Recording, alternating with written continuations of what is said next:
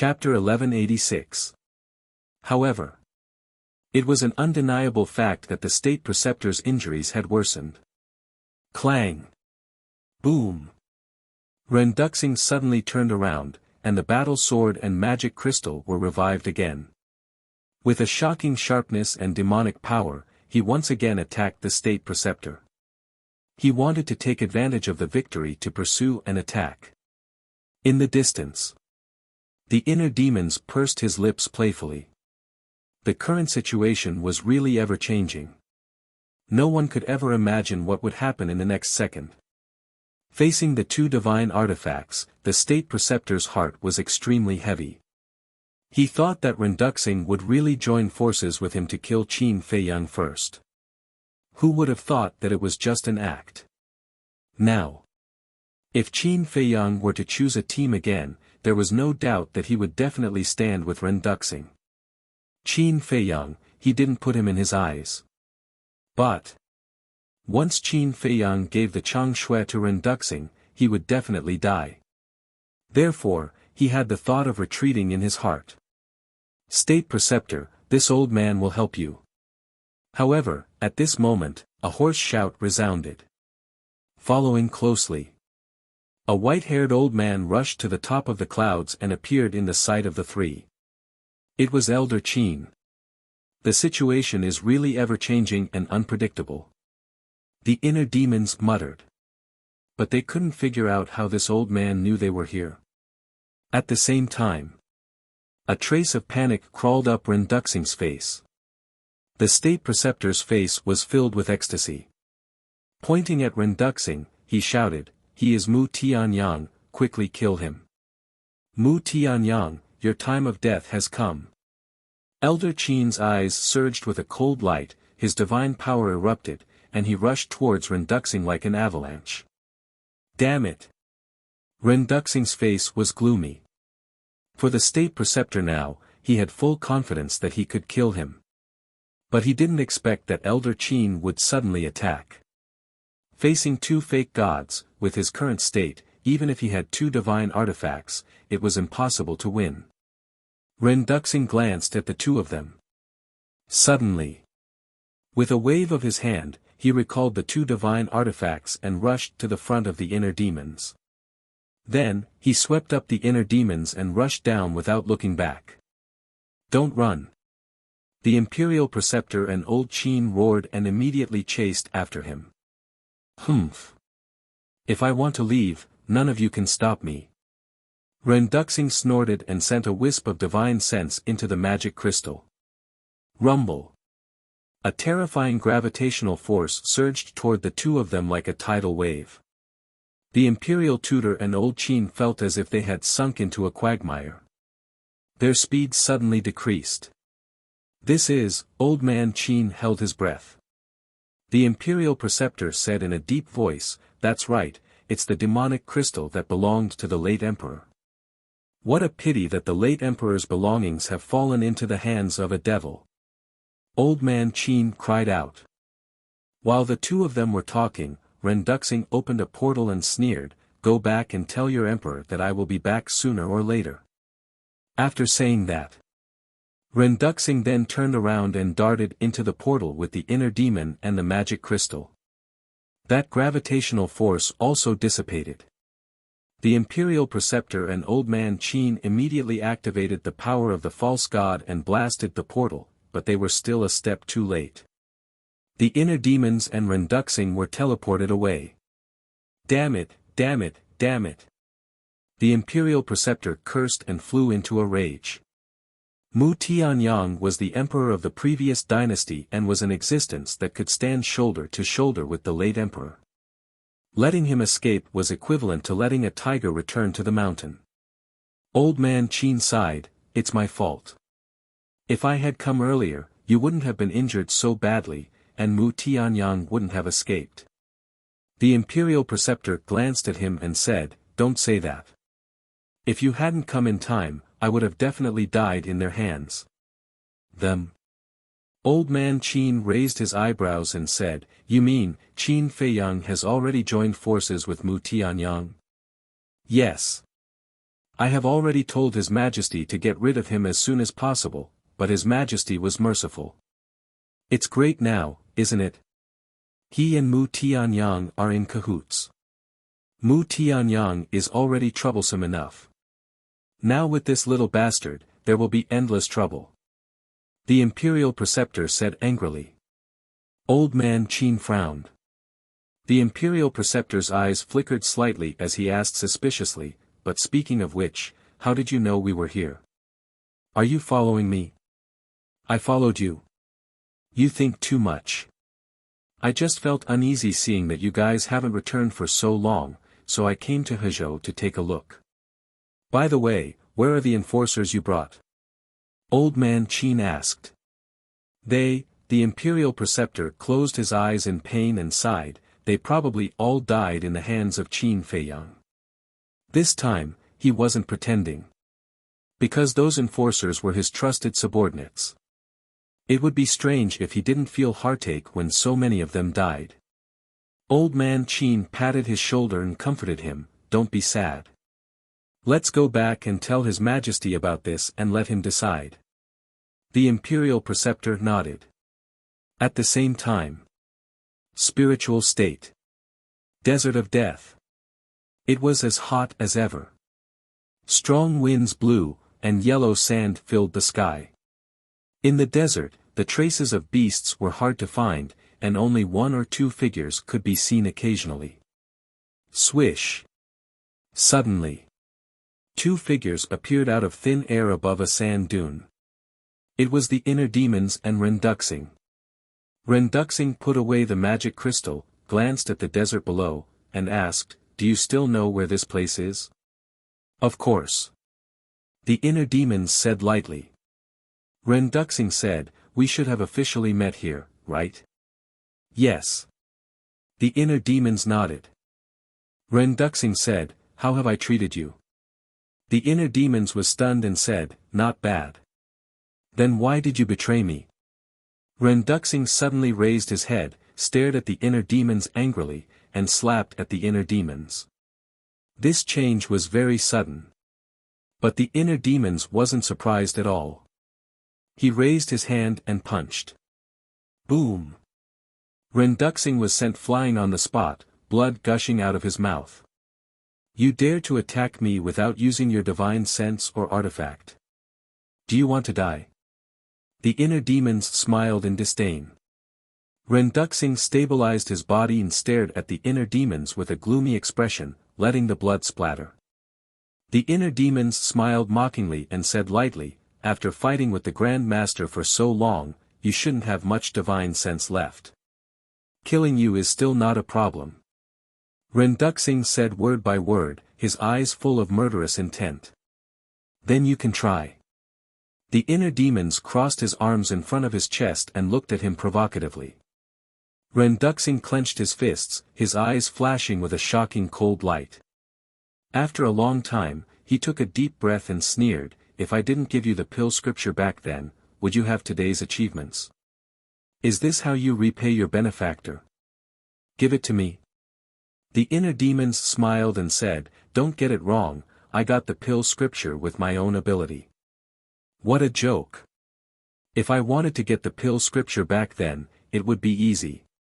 Renduxing shouted. You're the one who's joking. After I got the pill scripture back then, I kept it in the castle. Without my permission, can you enter the castle? I don't think so. So, don't say such high-sounding words. It will only make you more ridiculous and funny. The inner demons said lightly. Renduxing was about to explode. He held back his anger and nodded, okay, let's not talk about the pill scripture for now. Let's talk about how I let you go in the ruins out of kindness. Why are you betraying me now? Betraying you? The inner demons was stunned. Renduxing said angrily, you dare say that you didn't call the Grand Master and Elder Qin? That's right, I called the Grand Master here. My purpose is very simple. I want you to fight until both sides are injured, and then I'll take advantage of the situation. Unfortunately, I'm still too young and underestimated you. Old monsters like you who have lived for tens of thousands of years cherish your lives more than anyone else. How can you really fight to the death? But even if I don't get rid of you, I've already profited this time. Not only did I kill Dong Qing and the 4 sacred beasts, but I also killed 50 or 60 inner hall enforcers. You don't care about Dong Qing's death, but the 4 sacred beasts' death must be very painful for you. The inner demons said with a playful smile. Ren Duxing clenched his hands tightly.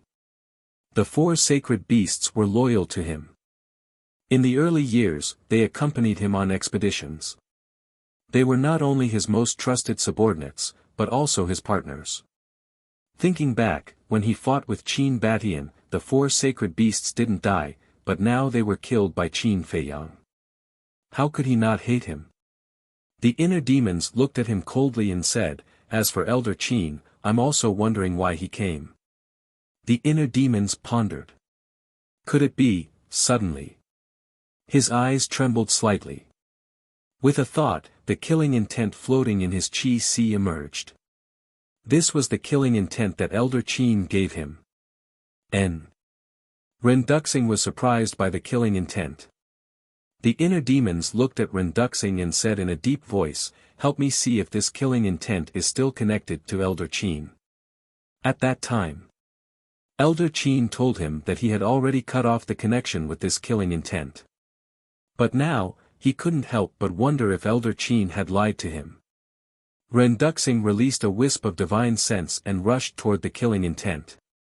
However, before he could get close, the killing intent burst out with a terrifying killing intent and blasted toward Ren Duxing's divine sense. The inner demon's expression changed and he went straight to the castle. Just as he stepped into the castle, a deafening rumbling sound rang out from under his feet.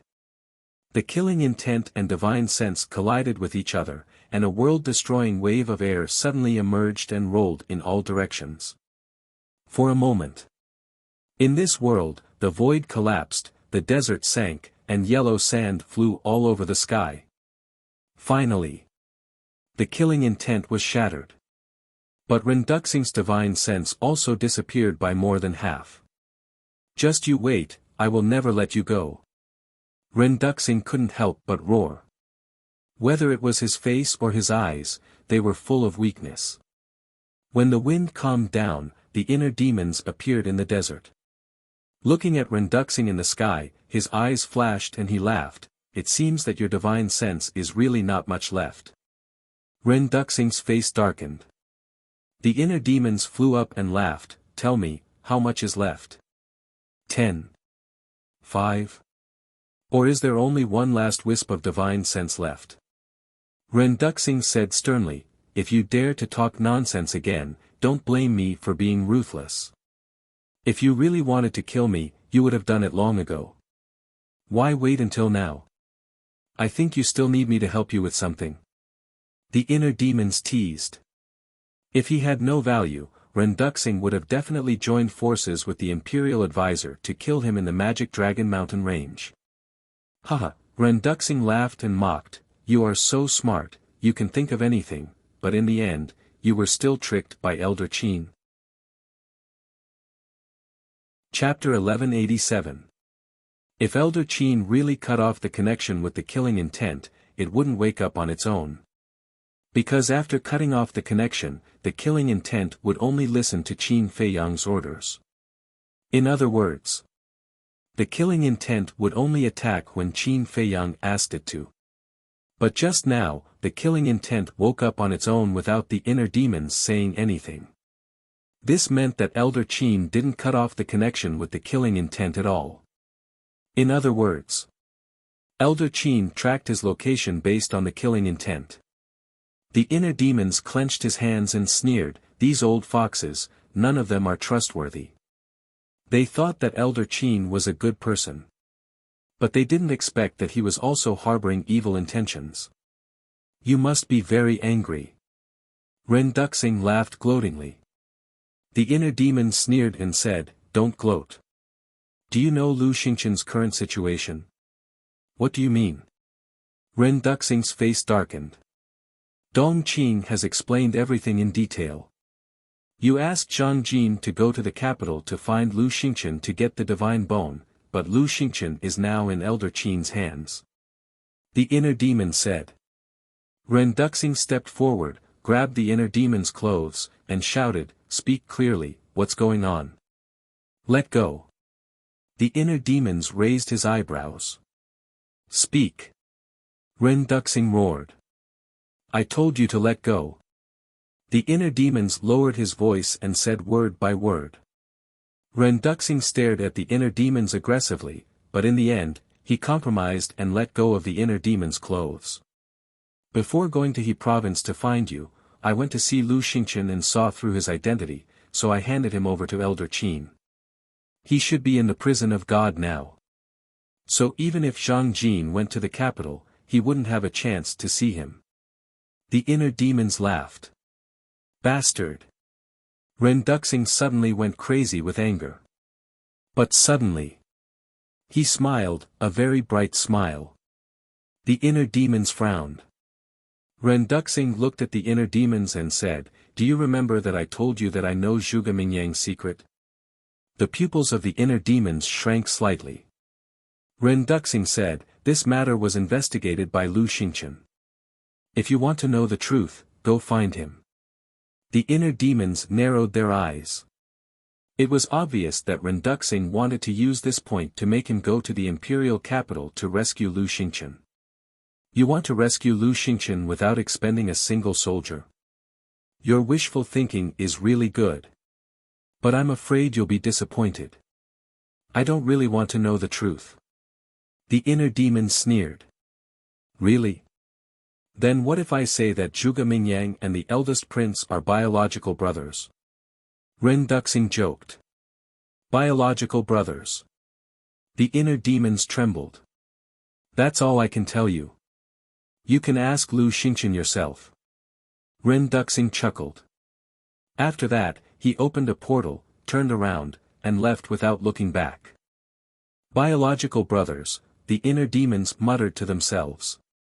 How was this possible? Whoosh! Qin Feiyang manifested next to the inner demons. His face was also full of disbelief. The inner demons deactivated the kill formula, turned to Qin Feiyang, and said, "I won't interfere in this matter. You do as you see fit." After that, the inner demons retreated to the inner world. Qin Feiyang also took control of his physical body. He lowered his head in silence. The eldest prince and Zhuge Mingyang were biological brothers. If what Ren Duxing said was true, then this matter would be a big deal. A moment later, he raised his head and glanced at the desert of death, then took out a portal and was ready to leave. "Are you Jiang Haotian?" Suddenly, a timid voice sounded. "Huh?" Qin Feiyang was stunned. He had not used the name Jiang Haotian for many years. And now, the world knew that he was Qin Feiyang. Why would someone still call him by this name? He glanced around and finally found that the voice came from the desert below. Qin Feiyang asked, "I am Jiang Haotian. May I ask who you are?" "It's really you." Accompanied by a joyful voice, the yellow sand below surged. Suddenly, a huge python rushed out of the yellow sand. Its body was dozens of meters long, and its whole body was yellow. Its lantern-like pupils were full of excitement. Qin Feiyang was stunned. He never thought that it would be a python. "Do you still remember me?" The python flew in front of Qin Feiyang and said excitedly. "You are." Qin Feiyang was suspicious. "Back then, when you and the ruffian wolf wanted to go to the Sea of Despair, I was the one who took you through the desert of death. Before we parted, you promised that you would come to me in the future and give me the breakthrough pill and transformation pill." The python transmitted its voice, beaming with joy. "So it's you." Qin Feiyang suddenly realized. He finally remembered. That's right. Back then, it was this python in front of him that took him and the white-eyed wolf to the Sea of Despair. Moreover, this python also helped them open the door of potential. Of course. The python didn't know about this. Meeting after a long time, Qin Feiyang was also very happy. He even forgot about his troubles and asked, "How have you been these years? I have been waiting for you all these years, but you didn't come to me." The python was a little disappointed. "I'm sorry. I was too busy and forgot what I promised you," Qin Feiyang said apologetically. The python laughed, "It's fine, as long as you're here." Qin Feiyang was a little ashamed, and asked with a smile, "Why are you here?" "I was meditating in the distance. I suddenly heard the sound of a battle here, so I came over to take a look. I didn't expect it to be you," the python said. "I'm really sorry. Do you still need the transformation pill and the breakthrough pill now?" Qin Feiyang asked. "No need. A few years ago, by chance, I came across a dead body. In his Qinquan bag, I found a lot of pills, including the barrier-breaking pill and the transformation pill," the python said. Qin Feiyang laughed, "This is called good people have good karma. How am I a good person?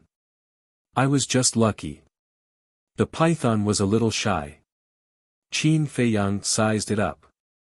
After all these years, the python's strength had also broken through.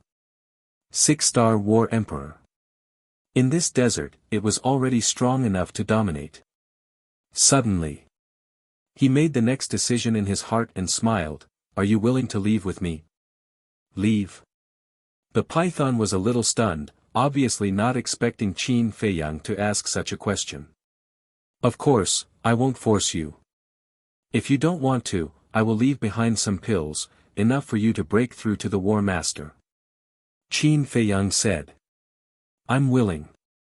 The python nodded. Qin Feiyang was slightly startled. This caught him off guard. He originally thought that the python would consider it carefully, but he didn't expect it to agree so straightforwardly. "There are some things that I have to tell you in advance. Although you can obtain great strength by following me, you will also face many powerful enemies at the same time. For example, the current imperial advisor and emperor of the great Qin Empire," Qin Feiyang said. "Are they very powerful?" The python looked at him in confusion. "Ugh." Qin Feiyang was startled, and then laughed bitterly. The python had always lived in the Death Desert, so how could it know how powerful the current emperor and the imperial advisor were? "They are very strong. Because they are the dominators of this continent," Qin Feiyang patiently explained. He was very grateful to this giant python.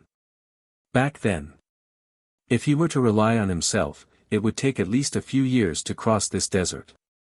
There was even a great possibility that he would be buried in the Death Desert.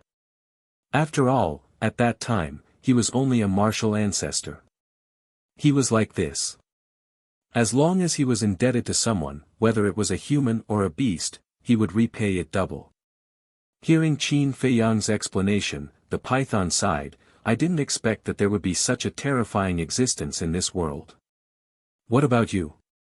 What's your cultivation now?" it asked again. Qin Feiyang said, 6-star Battle Saint. A battle saint is simply a godlike existence. The python sighed, but its eyes were even more determined, "I'm not afraid, because I also want to be like you and break through with a bang." Qin Feiyang smiled and said, "Let's go, I'll take you to a place." After saying that, he opened the portal in his hand. The python's enormous body rapidly shrunk. After that, it followed behind Qin Feiyang and entered the teleportation gate. Iron Ox Town. There was nothing left of this small village. Although many days had passed, there was still a tragic aura left in the void. Outside the town, deep in the mountains, a clear lake rippled. A simple courtyard was located beside the lake. Whoosh! Qin Feiyang and the python appeared in front of the courtyard one after another. The python asked suspiciously, "Where is this place?" "My home." Qin Feiyang looked at the courtyard and smiled. "Home?" The python was stunned and looked around curiously. Qin Feiyang waved his hand and Fatso and the rest, Wolf King and other beasts all appeared in an instant. In short, in the ancient castle, except for Mu Qin, everyone came out. Seeing so many people and beasts appear at once, and each of them had an extremely powerful aura, the python was so scared that it hurriedly hid behind Qin Feiyang. Qin Feiyang pulled it out and smiled, "Don't be afraid, they are all my family." After saying that, Qin Feiyang looked at Fatso and the others and said, "Everyone, welcome our new partners. Little Worm, long time no see. How are you? Did you miss your brother?" The white-eyed wolf was the first to go up and laughed. "You are." The python looked at the white-eyed wolf and suddenly its eyes trembled and said in surprise, "That ruffian wolf." A row of black lines appeared on the white-eyed wolf's forehead. No matter who it met, they all called it ruffian wolf. Was it really that bad? "Little guy, welcome to the pirate ship." The two-winged snow eagle was also very enthusiastic, but this sentence made Qin Feiyang a little angry. "What pirate ship? Do you know how to speak?" The pangolin also stared at the two-winged snow eagle and ran to the front of the python with a smile, "Don't be nervous, we are all good people." But that smile was very wretched. Good people? The python looked strange. These guys in front of it didn't look like good people at all. The black dragon snake shouted, Okay, they just joined and don't know us. What if they are scared away? Join." The python's heart skipped a beat. This seemed to be a special word for bandits and robbers, right? Could this really be a pirate ship? Looking at the python's worried look, Qin Feiyang was quite helpless. He stared at Wolf King and the other beasts and said, "Stop fooling around, hurry up and prepare, we are going to barbecue." Barbecue. Chapter 1188. The giant python glanced at everyone's expressions and asked in a low voice, "What barbecue? Why is everyone so excited?" "Divine meat." Qin Feiyang laughed. "What?" The giant python's eyes widened. Divine meat? What kind of joke was this? Was this something that ordinary people could eat? Qin Feiyang smiled faintly, took out Chang Shui, threw it to Dan Wangkai, and said, "Go and prepare." "All right." Dan Wangkai grabbed Chang Shui and excitedly ran to the lake. He took out the universe bag and took out the holy lion's corpse. Wolf King and the winged snow eagle also immediately followed to help. Not long later, the holy lion was chopped into 8 pieces. There was still a shocking divine might left in the flesh and blood. Fatso and Viper ran far away and found a large pile of firewood. They also moved a few large stones and built a few stoves. Viper took out a few large pots and placed them on top. There were stewing pots, frying pans, steaming pans. After igniting the firewood, the water in the pot quickly boiled. The giant python was stunned. To it, divine beasts were legendary existences that could only be looked at but not touched. But now, it saw with its own eyes that a divine beast was chopped into pieces, thrown into a pot, fried, steamed, and stir-fried. What an inconceivable scene. At the same time, seeing that everyone was busy, Qin Feiyang's face revealed a smile that he hadn't seen for a long time. This smile was very sincere. Then, he silently left the lake and aimlessly wandered around the nearby mountains. The mountains, trees, and rivers here seemed to be hiding an invisible magic power. Every time he returned here, his anxious heart would slowly calm down. Walking to the mountains, breathing in the fresh air and recalling the past, his heart was especially peaceful. This won't do. By the lake. Fatso stood in front of the stove, looking at the divine meat in the few large pots, looking rather annoyed. These divine meat had been in the pot for a while, but there were no signs of cooking. Suddenly, Fatso's eyes lit up as he said, "Boss, let me borrow your nether devil flame." But when he turned to look at Qin Feiyang, he found that Qin Feiyang had already disappeared. Where's boss? Where did he go? He glanced around and asked Lu Hong and the others. Everyone looked at each other. They didn't even know when Qin Feiyang left. This person is too much. He didn't even say goodbye before leaving. Fatso grumbled in dissatisfaction. He looked at Dan Wankai and chuckled, then use your alchemy fire. Dan Wankai said, mine is only a 7th grade alchemy fire.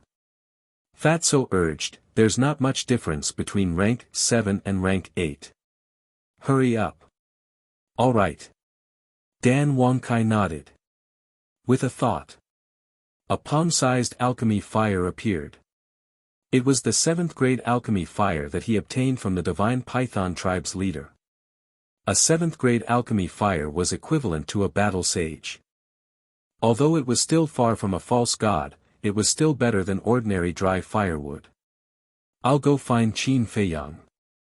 Lu Hong glanced at the crowd and said with a smile. Then she turned and walked towards the mountains outside. I'll go take a look too. Yen Wei smiled and turned to follow her. Fatso was stunned. He turned to look at their backs and exclaimed, I don't even know where he went. Where are you going to find him? Yen Wei smiled without looking back. This place is only so big. How difficult can it be to find him? Up to you. Fatso waved his hand and turned back to stare at the few big pots. His eyes were glowing. Back to Qin Feiyang. Unknowingly, he walked into the small forest and stood on a bluestone. He looked around and didn't speak for a long time. I finally found you. Soon. Lu Hong and Yen Wei entered the small forest one after the other and looked at Qin Feiyang with a smile. Why are you here? Qin Feiyang came back to his senses and turned to look at the two with a smile. Because we're worried about you. Lu Hong said. Qin Feiyang shook his head and said with a smile, the fierce beasts here are generally only at the level of a warrior or a martial master. What's there to worry about? It's better to be safe than sorry. Yen Wei smiled and walked to Qin Feiyang. He asked suspiciously, why are you standing here? Qin Feiyang glanced around with a trace of reminiscence in his eyes. He said, this is where I parted with Uncle Yuan. Yen Wei nodded in realization. It turned out that this kid was thinking of someone else. Qin Feiyang sighed, I remember that when I was invited to the Lin family, Uncle Yuan sent me off here. But I didn't expect that this farewell would be forever. Lu Hong comforted her, that won't happen. You two will definitely meet again. Qin Feiyang nodded. In this world, he didn't have many relatives. So whether it was his mother or Uncle Yuan, he cherished them very much.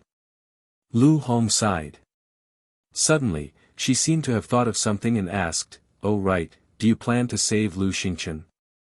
Qin Feiyang was silent for a moment and said, let me think about it. He personally sent Lu Xingqian to old Qin. Now, he had to rescue him. He couldn't accept it. Lu Hong and Yen Wei looked at each other and fell silent. Qin Feiyang had his own opinions.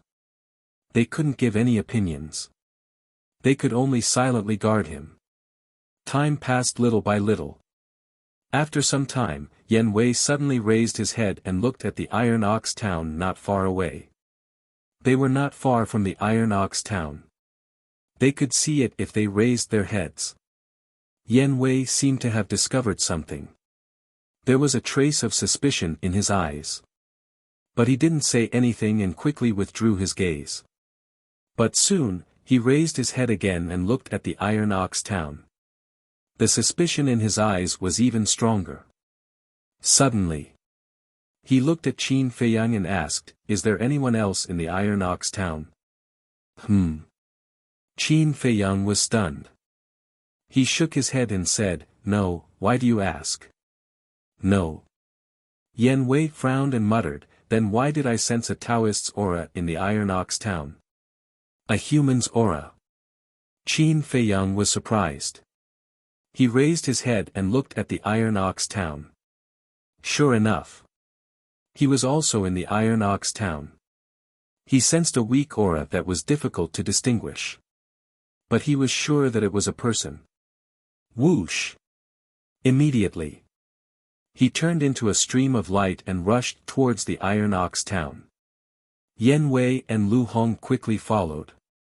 With Qin Feiyang's current speed, he only needed a few steps to enter the Iron Ox town. But when he entered the Iron Ox town, he found that there was no one here. But in a certain place, he saw something familiar. He took a step forward and landed in the center of the Iron Ox town. He lowered his head and looked at the ground. The Iron Ox town had long ceased to exist. It had now become a huge tomb. And on the ground, there were 3 Buddhist incense sticks. In front of the Buddhist incense, there were 3 plates of fresh fruits and a wine pot. And there was a pile of burning paper money. Next to it, there were a few footprints.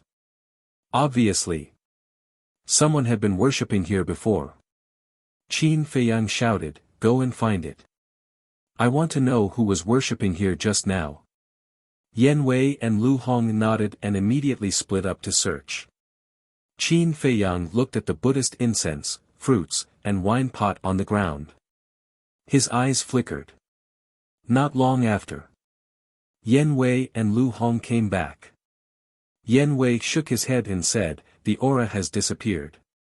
"I didn't find it either." Lu Hong said. "Strange. Everyone in the Iron Ox town has been killed. Who would come here to worship?" Qin Feiyang frowned. Lu Hong said, "Could it be a villager in the Iron Ox town?" On the same day, the battle between Zhang Jin and the invincible Black Army had indeed destroyed the entire Iron Ox town. But it could not be ruled out that someone just happened to be outside and luckily escaped. "It can't be a villager in the Iron Ox town." Yen Wei shook his head. "How do you know?" Lu Hong was stunned and asked. "It's very simple. If it's just an ordinary villager, it's impossible to slip away under our eyes." Yen Wei said. "That's true." Lu Hong nodded. After sensing the aura, they immediately came to the Iron Ox town. In other words, the mysterious person who came to worship left during the time when they came to the Iron Ox town. It took them no more than 3 breaths to come to the Iron Ox town. How could an ordinary villager escape their tracking in 3 breaths of time? There was only one explanation. This person was a cultivator, and he was very strong. Lu Hong looked at Qin Feiyang and asked, "In addition to you, are there any other powerful cultivators in the Iron Ox town outside?" "Yes. Lin Yi, Luo Qinxue." Qin Feiyang said. Lu Hong said in surprise, "Could it be them?" "No. Because if it were them, they wouldn't leave without saying goodbye." Qin Feiyang shook his head. Yen Wei looked down at the footprints on the ground and said, "The key is that these footprints look like women's." The footprints of men were relatively wide, but the footprints on the ground were somewhat slender. Who could it be? Qin Feiyang stared at the footprints and muttered to himself. Suddenly, he seemed to think of something and took out the image crystal. Buzz! Wolf King's phantom emerged. Qin Feiyang said, "Come to the Iron Ox town immediately." Now, he could only rely on Wolf King's sense of smell to determine the identity of this person. Not long after, Wolf King came and asked, "Why are you in such a hurry? What happened?" "See for yourself," Qin Feiyang said. Wolf King glanced around suspiciously and soon noticed the Buddhist incense on the ground. He said in surprise, "Who burned this incense?" "I don't know.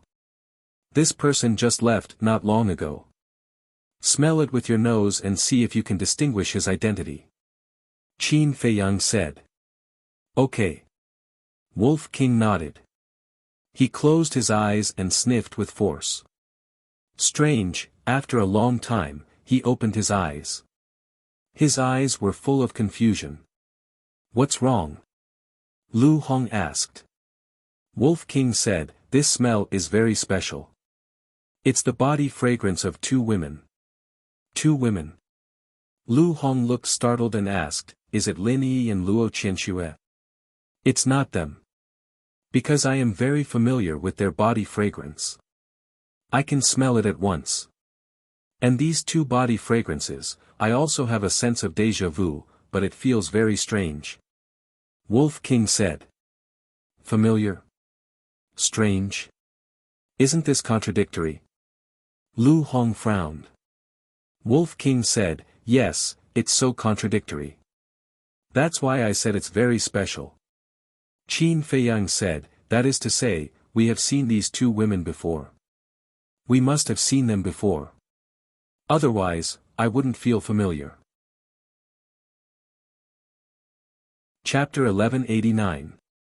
I've seen them before, they're still very strong, and they're 2 women. Qin Feiyang racked his brains, but he just couldn't remember such 2 people. Because in his memory, there was no such woman. Qin Feiyang said, I want to wait here, you guys go back first. The 2 men and 1 wolf nodded and flew away. Qin Feiyang lowered his head and looked at the Buddhist incense, wine jug, and fruits on the ground. He sighed deeply, turned around, and flew out of Iron Ox Town, finding a mountain peak. Standing at the top of the mountain, one could see the entire Iron Ox Town. Immediately, he restrained his aura and watched Iron Ox Town from afar. Days passed. Although Qin Feiyang had also thought that the mysterious person who came to pay his respects shouldn't appear again, he still held on to a trace of hope. But on the 10th day, he left in disappointment. By the lake. Seeing Qin Feiyang return, Fatso chuckled, you're back just in time, come and try it. Qin Feiyang landed beside Fatso and the others, looking at the few big pots. After 10 days of unremitting efforts, the divine meat was finally cooked. From afar, one could smell the rich fragrance of the meat, making one's mouth salivate. Qin Feiyang tasted a piece, and his face immediately bloomed. He nodded and said, not bad. Everyone, quickly have a taste. Everyone immediately swarmed over. Not long after. A wail sounded. The giant python was lying on the ground, constantly struggling. Its body had turned red and was still smoking. What's going on? Everyone looked at it in surprise. So hot, I feel like my body is about to explode, the giant python cried out in horror. It shouldn't be. We're all eating the same, why are we fine? Everyone was bewildered. The giant python's appearance became more and more painful. Its body swelled up like a balloon. Qin Feiyang looked at the giant python, and his eyes suddenly flashed. He took out the ice blade and threw it into the lake next to him. The terrifying cold air immediately turned the lake into a frozen lake. The cold current was bone-chilling. Qin Feiyang shouted, quickly enter the lake. When the giant python heard this, it hurriedly jumped into the lake, splashing up huge waves. The white-eyed wolf looked at the lake, then turned to Qin Feiyang and asked suspiciously, Little Qin Zi, what's wrong with it? Are you allergic to the divine meat? Allergies? Qin Feiyang rolled his eyes. This white-eyed wolf really had a rich imagination. Wolf King asked suspiciously, if it's not an allergy, then what is it? It's because its cultivation is too weak, and its body can't withstand the energy in the divine flesh. If we don't suppress it, it will definitely explode and die. Qin Feiyang said. I see. Everyone suddenly understood. Qin Feiyang said, but for it, this is a great fortune. What good fortune? Wolf King asked. Just wait and see. Qin Feiyang smiled mysteriously. Everyone stared at the lake, their eyes full of confusion. About 100 breaths later. Boom! Suddenly, a powerful aura erupted at the bottom of the lake. It was the giant python's aura. But in the next moment, its aura soared crazily. In less than 3 breaths, its aura had soared to that of a 7-star combat emperor. Wolf King asked in surprise, "Is this the good fortune you mentioned?" "Yes. The flesh of a divine beast can not only strengthen one's physique, but also increase one's cultivation realm." Qin Feiyang nodded. "Hurry up and eat. Don't fight, it's all mine." Hearing this, everyone immediately pounced on the big pots like hungry wolves pouncing on their food. Strengthen their physique and increase their cultivation realm. How could they let others have such a good thing? Everyone went crazy. Especially Wolf King and the other beasts, who wolfed down the divine meat. Soon, only half of the divine meat was left. Soon. Everyone couldn't stand it and jumped into the lake. During this period, the giant python rushed out of the lake. After tasting the sweetness, it also started to fight with everyone. Boom! For a moment, powerful auras kept erupting from the lake. Even Yan Wei broke through to a 3-star combat emperor because he ate the divine meat. Qin Feiyang wouldn't miss such a good opportunity and successfully stepped into the 7-star combat saint realm.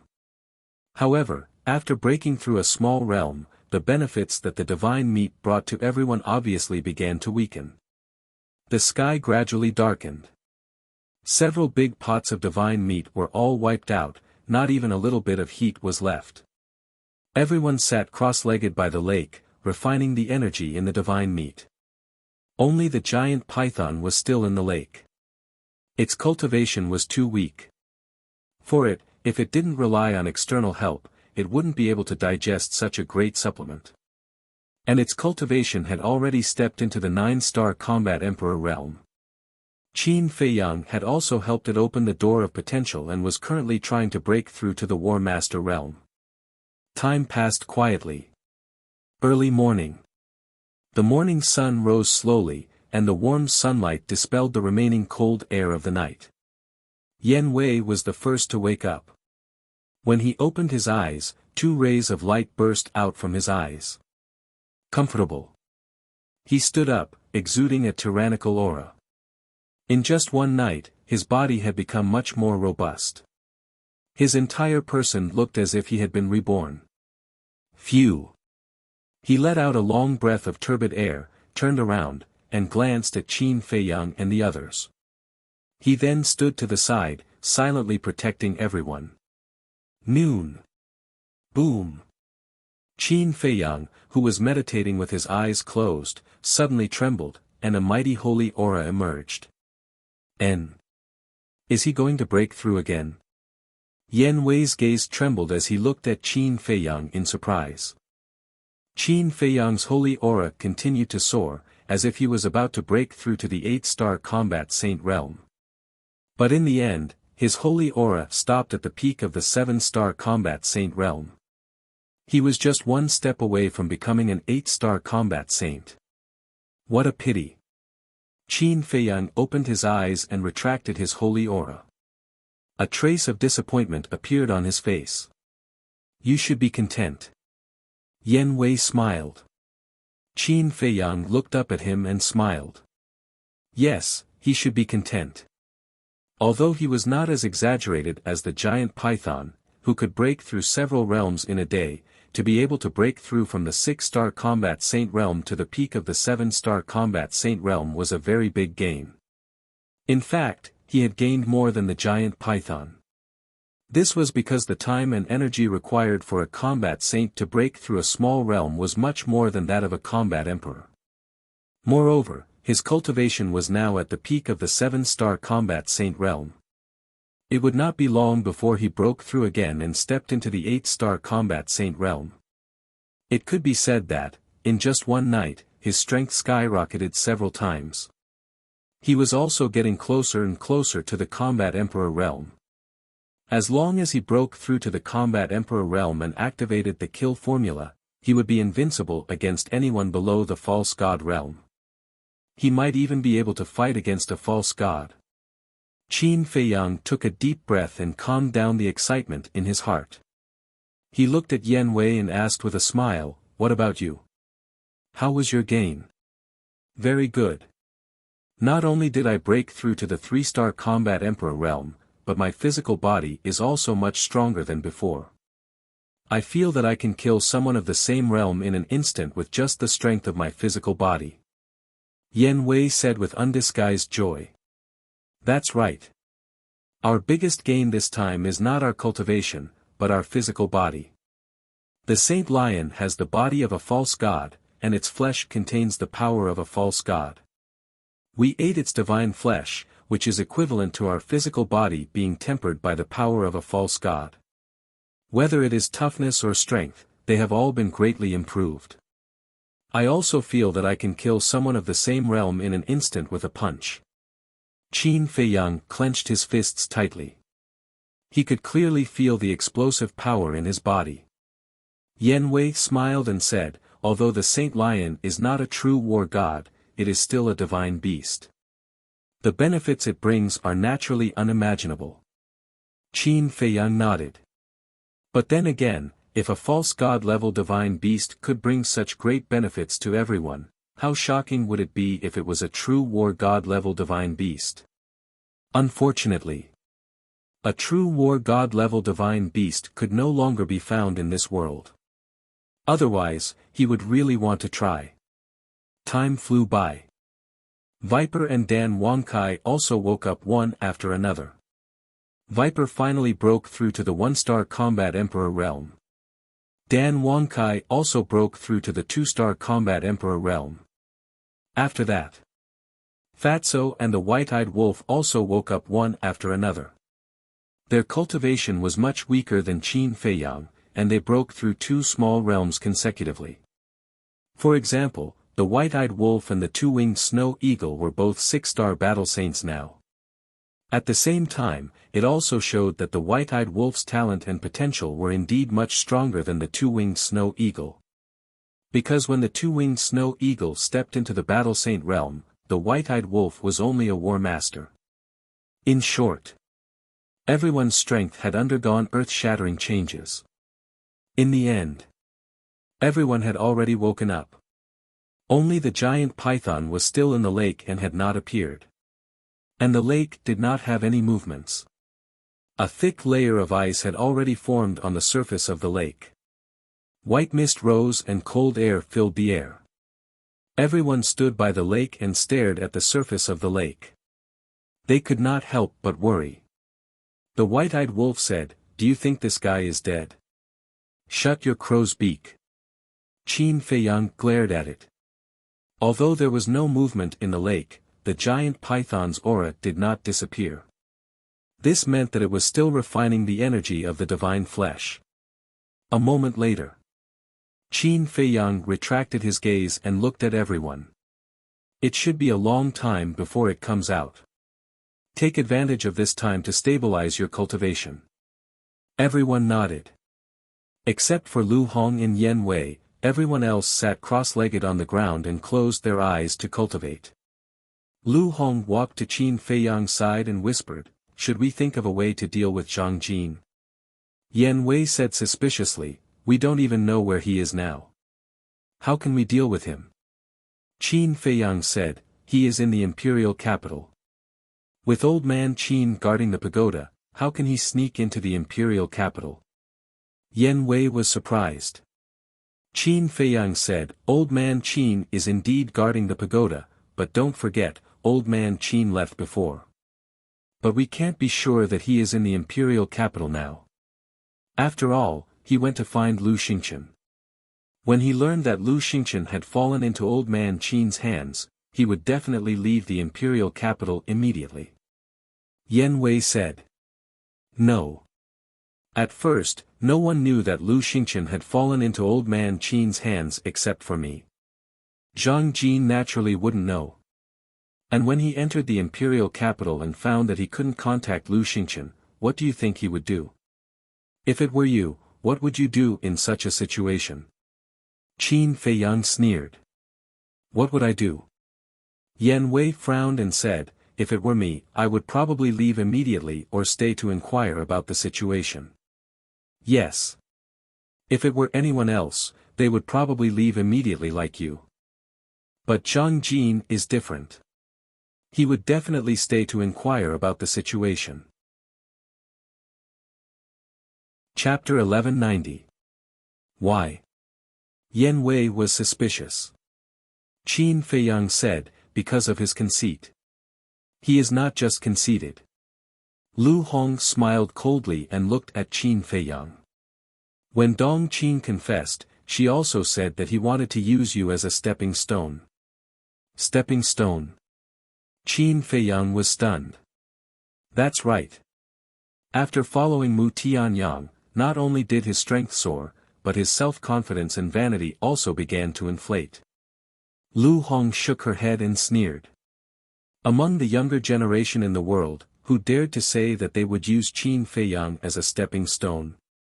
This Zhang Jin really didn't know what was good for him and overestimated himself. Then let him continue to be arrogant.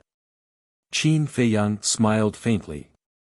Originally, he still had some sympathy for Zhang Jin, but now it seemed that he was thinking too much. There was a saying that a pitiful person must have something hateful. This Zhang Jin was a good example. By the way, these days, have you seen the two women who came to worship? Yan Wei asked. No. Qin Feiyang shook his head. You don't have to worry about this. Since they came to worship, they must have some connection with Iron Ox Town. Maybe one day, they will take the initiative to appear in front of you. Lu Hong comforted. Qin Feiyang nodded. Next. The three of them also sat cross-legged on the ground to stabilize their cultivation. In a flash, another 5 days passed. This time, even Qin Feiyang couldn't stay calm. Even if the giant python's cultivation was weaker than everyone, it didn't need to take so long. Moreover, it was also because of its weak cultivation that it ate the least divine meat among all of them. Logically speaking, it should have woken up long ago. But why was there no movement until now? If it wasn't for its aura, even Qin Feiyang would think that it was already dead. No. I have to go down and take a look. Qin Feiyang said. The giant python had just started following him. If something were to happen to it, wouldn't he become a laughingstock if word got out? Boom. However, just as he stood up, a shocking aura rushed out from the bottom of the lake. In an instant. Everyone stood up. This aura belonged to the giant python. Her aura continued to soar. 1-star battle sect. 2-star battle ancestor. He only stopped when he was a 3-star war ancestor. Damn, it actually broke through 3 small realms in a row. Everyone was dumbfounded. But then, an even more shocking scene appeared. The giant python's aura was gradually changing. Amidst the original ferocious might, there was now a faint trace of dragon might. What's the situation? Everyone looked at each other before looking at the lake again. Their eyes were filled with bewilderment. As time quietly passed, the dragon's might became more and more intense. Groan, suddenly. Accompanied by a loud and clear dragon roar, a huge creature rushed out from the bottom of the lake, setting off huge waves. Its body was over 300 meters long, and it looked like a snake or a dragon. Its entire body was covered in earthen yellow scales. That dragon might came from its body. This is, Flood Dragon. Qin Feiyang and the others were all dumbfounded. The black dragon snake swallowed its saliva and said, "You can't be, it's me, can't you recognize me?" The Flood Dragon looked at everyone in confusion. His voice was like a bell, deafening to the ears. "It's really you. How did you transform into a flood dragon?" The black dragon snake's eyes were filled with disbelief. That's right. The flood dragon in front of him was the giant python. The flood dragon said, "I don't know either. After eating the divine meat, I fell into a deep sleep at the bottom of the lake. When I woke up, I became like this." The black dragon snake held its breath and roared at Qin Feiyang and the others. "Did you see that?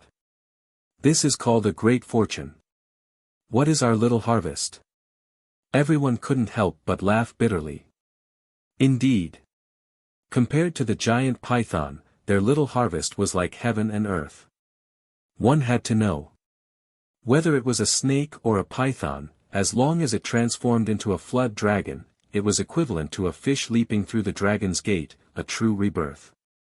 Although it couldn't compare to a real divine dragon, it was much stronger than other fierce beasts. The most important thing was, once it transformed into a flood dragon, whether it was the power of its bloodline or its potential, it would undergo earth-shaking changes. It might even be able to transform into a real divine dragon in the future. I'm a little jealous of you. The black dragon snake said powerlessly. I'm a little jealous too. The spirit snake emperor muttered. Although the black dragon snake looked like a dragon, it didn't have the inheritance of a dragon. And although the spirit snake emperor was powerful, it was completely unrelated to a dragon. Therefore, they also yearned to transform into a real dragon. But this kind of thing was impossible without a particularly heaven-defying opportunity and luck. Hee, looking at the two beasts' discouraged looks, the flood dragon felt a little embarrassed. Qin Feiyang patted the heads of the two beasts and said with a smile, "All right, don't be dejected. There's still a long time. Who can predict what will happen in the future?" "That's true." The two beasts nodded. Qin Feiyang looked up at the flood dragon and said with a smile, "Congratulations." The flood dragon chuckled and said shyly, "This is all your credit. I will definitely repay you in the future. We're all on the same side. Why are you being so polite?" Qin Feiyang shook his head and smiled. Then, he retracted his ice blade and looked at everyone. After resting for a while, it's time to deal with business. Let's go to the castle to cultivate. Everyone nodded. The flood dragon's huge body shrank to a meter long and flew in front of everyone. It looked a little distant. Qin Feiyang waved his hand and sent everyone to the castle, leaving only Yan Wei outside. "Where are we going now?" Yan Wei asked. "The imperial capital." Qin Feiyang's eyes flashed. He took out the space-time gate and handed it to Yan Wei. Yan Wei activated his battle chi and was about to awaken. "Wait." But suddenly, Qin Feiyang stopped him. "What's wrong?" Yan Wei was puzzled. "Let's enter the imperial capital through the teleportation altar in the Butterfly Valley," Qin Feiyang said. The space-time gate could only be opened once a day. If it was opened now and an accident happened after entering the imperial capital, wouldn't it be disastrous? Therefore, it was better to leave the space-time gate open in case of any accidents. But when he heard that they were going to the Butterfly Valley, Yan Wei immediately objected. The Butterfly Valley must be heavily guarded now. If you go there now, won't you be walking into a trap? Qin Feiyang frowned and said, "Let's go and take a look first." "All right." Yan Wei nodded helplessly and opened the teleportation gate. The two of them walked in one after another. Qin Feiyang went to the imperial capital for Zhang Jin and Lu Xingchen. There was no point in looking for Ren Duxing now. He would definitely not be able to find him. Therefore, he might as well look for Lu Xingchen and Zhang Jin directly. Above the Butterfly Valley, Qin Feiyang and Zhang Jin appeared out of thin air. The moment they appeared, Yan Wei scanned the valley below, his eyes full of vigilance. However, in the end, he found that there was not a single person in the huge valley. It was dead silent. This is strange. Why didn't they send anyone to guard it? Yan Wei was suspicious. Unless they send a false god, they are all here to die, Qin Feiyang said. Yan Wei was stunned and could not help laughing. He was too cautious. Indeed. Over the years, they killed a group of people sent by the imperial capital. In the face of such a situation, as long as the people in the imperial capital were not stupid, they would definitely consider carefully before sending people here. Whoosh! The two of them turned into a stream of light and rushed down. After a while, the two of them entered the secret chamber and stood in front of the teleportation altar. Yen Wei immediately activated his battle aura to revive the altar. When the altar was revived, he turned to look at Qin Feiyang and said, "Old man Qin is no longer trustworthy, you must be careful." Qin Feiyang nodded, sent Yen Wei to the castle, and stepped onto the altar. For him, the imperial capital was now a dragon's pool and tiger's den. But sometimes, even if he knew it was a dragon's pool and tiger's den, he still had to take a trip. At the same time, pagoda. When the teleportation altar was revived, the pagoda door quickly opened. A white-haired old man stood in front of the pagoda door. It was old man Qin. He looked at the bloody teleportation altar, his eyes flickering. Suddenly, he took a step forward and landed in front of the altar. Then, with a wave of his hand, the pagoda door quickly closed again. Almost the moment the pagoda door closed, Qin Feiyang appeared on the altar. Old man Qin said indifferently, "It's really you." Qin Feiyang jumped down from the altar and looked at old man Qin. "It seems that you have been waiting for me." Old man Qin said, "Didn't you come to the imperial capital to look for this old man?" "Yes." Qin Feiyang nodded. Old man Qin said, "Speak." "I want Lu Xingqian." Qin Feiyang did not talk nonsense and directly stated the purpose of his visit. Old man Qin raised his eyebrows and said, "What do you want him to do?" Qin Feiyang said, "Don't worry about that. The news of Mu Tianyang's return has been confirmed. And Lu Xingqian is related to Mu Tianyang. Do you think this old man will return him to you? Even if this old man is willing, His Majesty and the Imperial Preceptor will not allow this old man to do so. Because they also know that Lu Xingqian is now imprisoned in the divine prison. So this matter is not negotiable." Old man Qin's attitude was very firm. And this was also within Qin Feiyang's expectations. He smiled coldly and said, "Then I'll tell you the truth. The relationship between Lu Xingqian and Mu Tianyang is actually not that great." "Not that great?"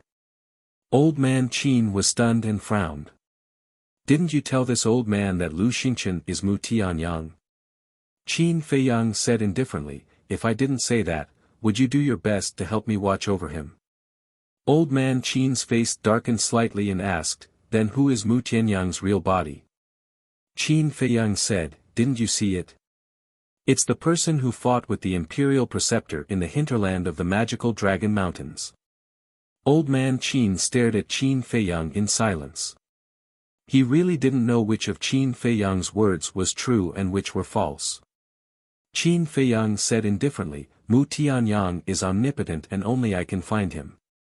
If you don't return Lu Xingqian to me, then I'm sorry, I won't care about this matter anymore." "Are you threatening this old man?" Old man Qin's eyes were cold. "So what if I'm threatening you? At first, I thought you were a good person, at least a little better than the Imperial Preceptor. But in the end, you actually schemed against me. If I wasn't suspicious, I still wouldn't know how much of a threat your killing intent was to me. Do you know? You're cheating my trust in you. And trust only comes once. If you miss it, it's gone." Qin Feiyang sneered. Old man Qin's face was slightly gloomy. After a long time, he sighed deeply and said, "Fine, this matter is indeed my fault. This old man will do as you say and return Lu Xingqian to you." "Heard." Qin Feiyang's expression was the same as usual, but he secretly breathed a sigh of relief. Although he looked so calm before, he was actually very nervous. After all, old man Qin was not an ordinary person. The slightest flaw would be noticed. Old man Qin waved his hand. Qin Feiyang only felt his body lighten. The next moment, he appeared in a sealed secret room. The secret room was not big. It was about 100 feet wide and empty. Lu Xingchen was lying in the center of the secret room, unconscious. This is the divine prison. Qin Feiyang glanced at Lu Xingchen, then looked around the secret room, his brows tightly knitted together. The secret room in front of him was not the least bit similar to the divine prison he was familiar with. Old man Qin said, "This is not the divine prison, but the top floor of the pagoda. Only a few people can enter here and it can be isolated from the outside world. It can be considered a prison." The top floor of the pagoda? Qin Feiyang was stunned and frowned. Then why did you say that Lu Xingchen was locked in the divine prison? This old man is just testing you, said the old man. Old man Qin said. Qin Feiyang raised his eyebrows and said, "So, the emperor and the state preceptor know that Lu Xingchen is also lying to me?" Yes. They don't know that Lu Xingchen is in my hands. They don't know that Lu Xingchen is related to Mu Tianyang. Old man Qin nodded. Why didn't you tell them? This time, it was Qin Feiyang who was puzzled. Old man Qin actually hid such an important matter from the emperor. It was obviously unreasonable. Old man Qin said, "Because now, I don't want them to know that I have private contact with you." Qin Feiyang said, "Is this important?" "Very important. Although I did scheme against you this time, I really don't have any ill intentions towards you. Otherwise, my murderous intent would have killed you long ago." Old man Qin sighed. Qin Feiyang frowned and said, "What exactly do you want to do?" "I want to protect the great Qin Empire. I can't see through the state preceptor, so I have to be wary of him. And you, although you are indeed protecting the great Qin Empire now, I can't guess or see what you are thinking, so I have to be wary of you. This is why I lied to you." Old man Qin said. "Protect the great Qin Empire," Qin Feiyang murmured. Putting aside the prejudice of the past, this person was indeed an old man worthy of respect. But was he really trustworthy? Qin Feiyang said, "What about the emperor? I can understand why you didn't tell the state preceptor, but why did you hide it from him?" Old Qin pondered for a moment before he let out a long sigh and said, "I've watched your father grow up, so I know him very well. However, I've slowly noticed that he has changed during these years." "He has changed." Qin Feiyang snorted coldly. Old man Qin shook his head and said, "The change I'm talking about is not in his emotions, but his personality." "Personality?" Qin Feiyang was surprised. "Yes. His personality has become more and more unfathomable, and he has become extremely shrewd and unpredictable. It's precisely because I can't guess what he is thinking that I hid it from him." Old man Qin said. Qin Feiyang's eyes flickered. Old man Qin waved his hand and said, "Let's not talk about this. You can take Lu Xingchen away, but you have to agree to a request of mine." "Speak." Qin Feiyang said. Old man Qin said with a serious expression, "Don't do anything that will harm the great Qin Empire. Otherwise, even if you have the legacy of the late emperor and have the protection of the late emperor, I won't let you off." "I don't need you to remind me of this," Qin Feiyang said indifferently. Chapter 1191. It was because of his ancestor that he activated the purple gold dragon soul. It was because of his ancestor that he obtained the dragon god's secret art. It was also because of his ancestor that his bloodline power could revert to its ancestor. And it was also because of his ancestor that his life could be extended. Back then, if it weren't for his ancestor's protection, he would have already died when he destroyed his bloodline power. Therefore, he had to protect the territory left by his ancestor, even if it was at the cost of his life. Old man Qin took a deep look at Qin Feiyang, breathed a sigh of relief, and smiled, "Then you can take him away." Although he couldn't see through Qin Feiyang, he still believed in this point. Qin Feiyang waved his hand and sent Lu Xingchen to the castle. Old man Qin asked, "Where are you going next?" "To find someone." Qin Feiyang said. "Who?" Old man Qin was suspicious. Mu Tianyang's lackey. Qin Feiyang's eyes flashed with killing intent. A blood debt must be repaid with blood. Old man Qin said, do you need this old man's help? No, you just have to tell me, since you came back from the Magic Dragon Mountain Range, has anyone left the capital? Qin Feiyang said. No. Old man Qin shook his head. Then he will definitely die today. Qin Feiyang sneered. Old man Qin's face couldn't help but show a trace of sympathy. This was sympathy for Zhang Jin. Being targeted by this kid in front of him was even more painful and desperate than being targeted by the devil. Suddenly, he seemed to have thought of something and said, by the way, there's something I must tell you. What? Qin Feiyang asked. Old man Qin said, after returning from the Magic Dragon Mountain Range, the Imperial Preceptor accused you of treason in front of His Majesty, saying that you and Mu Tianyang are colluding to overthrow the great Qin Empire. Do you believe it? Qin Feiyang sneered. Old man Qin said, it doesn't matter if I believe it or not, but His Majesty seems to believe it. Qin Feiyang said, I think he's getting more and more muddle-headed. Old man Qin frowned, he's your father after all. Isn't it inappropriate to say that? Upon hearing this, Qin Feiyang's face darkened. Seeing this, Old man Qin sighed inwardly and immediately changed the topic with a smile, take out your image crystal. We'll establish a contract bridge so that we can contact each other in the future. Qin Feiyang nodded.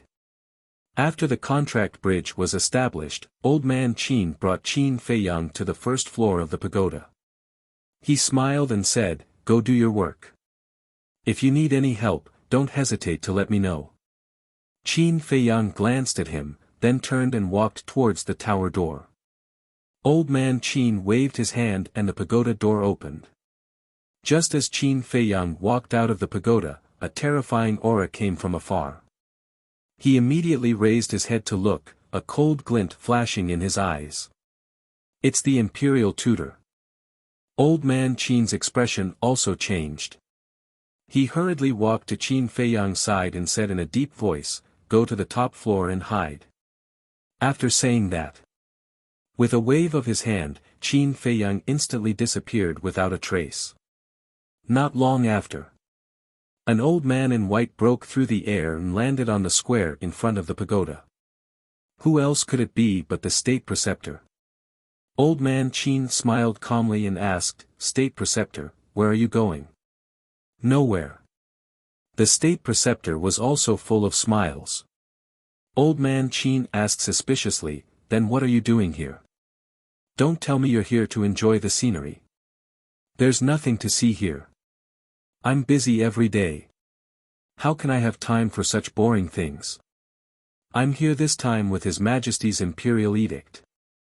The State Preceptor said. What Imperial Edict? Old man Qin frowned. The State Preceptor smiled and said, His Majesty orders you to go to the Spirit State and guard the Butterfly Valley. Impossible. Old man Qin immediately said. See for yourself. The State Preceptor waved his hand, and an Imperial Edict fell into Old man Qin's hand. Old man Qin opened the Imperial Edict and looked at it. His face instantly darkened. He looked up at the State Preceptor and asked, why do I have to go? I have no choice. Qin Feiyang's strength is getting stronger. If we continue to send the Invincible Black Army and the Kirin Army to the Spirit State, we will only die in vain. So I have to trouble you, the famous false god. The State Preceptor said. Old man Qin said angrily, I'm not the only false god in the Imperial Palace. You and those old monsters are the same. Why don't you all go, but I have to go. Those old monsters have all entered a state of self-sealing. His Majesty naturally can't let them go. As for me, I have to deal with all the trivial matters in the godly palace. I can't leave. So I have to let you go. The State Preceptor said. Old man Qin said in a deep voice, what about the pagoda? Who will guard it? The State Preceptor laughed and said, do you remember Zhuge Nanhua? Although he's not as strong as you, he's still a 9-star combat emperor. It's not a problem for him to guard this pagoda. Zhuge Nanhua, old man Qin's eyes flickered. The state preceptor said with a smile, get ready. We'll go to the spirit state tomorrow. If you meet Qin Feiyang there, don't let him run away. Otherwise, your reputation as a false god will be ruined. Then, he turned around and left. After watching the state preceptor leave, old man Qin looked down at the imperial edict. With a glint in his eyes, he turned around and entered the pagoda, landing on the top floor.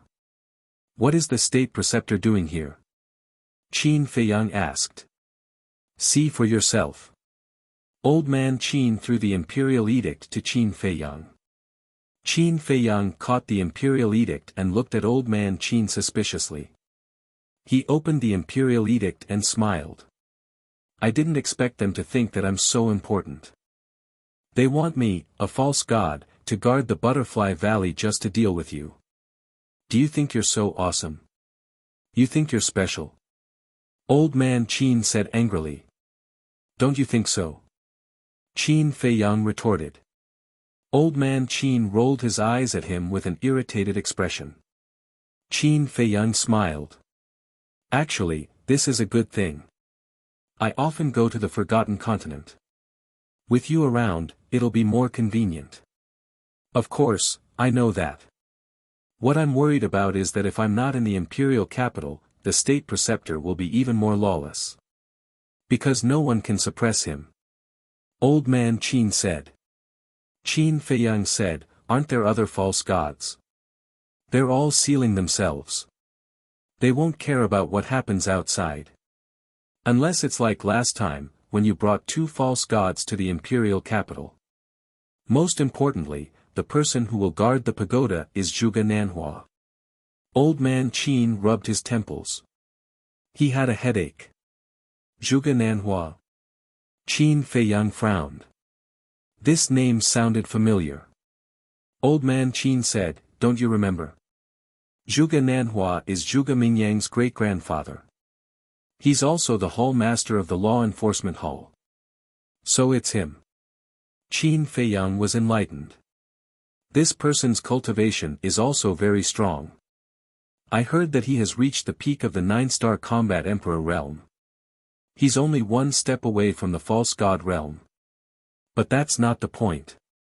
The point is that he's the state preceptor's confidant. Old man Qin said. What? He's also the state preceptor's confidant. Qin Feiyang was surprised. That's right. I've investigated all the people around the state preceptor. On the surface, they seem to be loyal to the emperor, but in reality, they're all loyal to the state preceptor. The state preceptor's wings are fat now. I really don't know what he'll do after I'm gone. Old man Qin was worried.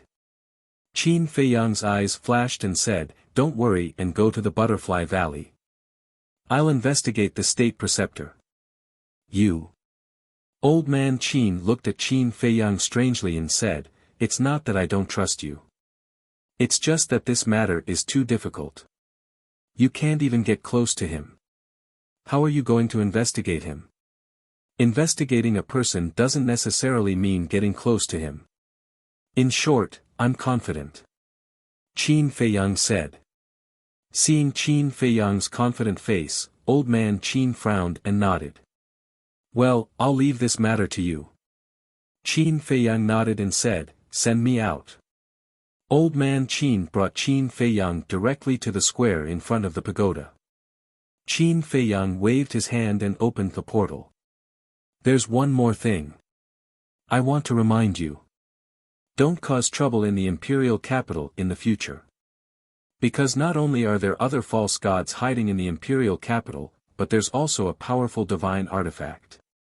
Just as Qin Feiyang was about to enter the portal, old man Qin secretly transmitted his voice. A powerful divine artifact. Qin Feiyang's eyes narrowed. He turned to look at old man Qin and said, I'll remember. After saying that, he entered the portal without looking back. The future belongs to him. Old Man Qin shook his head and sighed. He also opened the portal and left. Black Dragon Pool. Qin Feiyang once again appeared in this place, but he didn't stop and went to the castle. Inside the castle, everyone was cultivating in seclusion. Only Yan Wei stood at the side, looking at Lu Xingchen and Mu Qing. Both of them were unconscious. Qin Feiyang looked at the two of them and said to Yan Wei, "Wake Mu Qing up." And Yan Wei nodded, walked up, and slapped Mu Qing a few times. Immediately, Mu Qing woke up, his face twisted in pain. Lord! When he saw Lu Xingchen, he immediately forgot about the pain. He quickly got up and ran towards Lu Xingchen. Stop! Yan Wei stepped in the middle, his eyes flashing coldly. Mu Qing turned to Qin Feiyang and roared, "If you dare to mess around, I promise I won't let you off." Qin Feiyang said with a smile, "That depends on your performance." "What do you want me to do?" Mu Qing said in a deep voice. Qin Feiyang said, "Use your heavenly eye to find Zhang Jin's whereabouts." "I can't do it." Mu Qing shook his head. "Why?" Qin Feiyang frowned. Mu Qing said, "The heavenly eye is not omnipotent. Before looking, I have to know what he looks like, and I have never seen Zhang Jin." Qin Feiyang said suspiciously, "Then how did you find Lu Xingchen in the 9 Nether Underworld? It seems that you haven't seen Lu Xingchen at that time, right?" "How do you know that I haven't seen him?" Mu Qing sneered. "When did you see him?" Qin Feiyang raised his eyebrows. Mu Qing said, "You want to know? I won't tell you. It seems that I have to make a move." Qin Feiyang waved his hand, and Chang Shui appeared. "Stop!" Mu Qing's face changed, and he quickly shouted, "I'll tell you, it's because of a divine artifact." "A divine artifact?" Qin Feiyang was stunned and asked, "The gate of time and space?" "No. It's another divine artifact of the Mu family. This divine artifact was made by his lord himself. When it was made, his lord added his blood into it, so when his lord woke up, the divine artifact would have some reaction. The Mu family relied on this divine artifact to find his lord. You also know that with the gate of time and space, we can go in and out of any place at will, so before entering the 9 Nether Underworld, I had already seen Lu Xingchen." Mu Qing said. "Amazing, there's actually another divine artifact." Chapter 1192. Mu Qing snorted. "You can't even begin to imagine the power of the Mu family."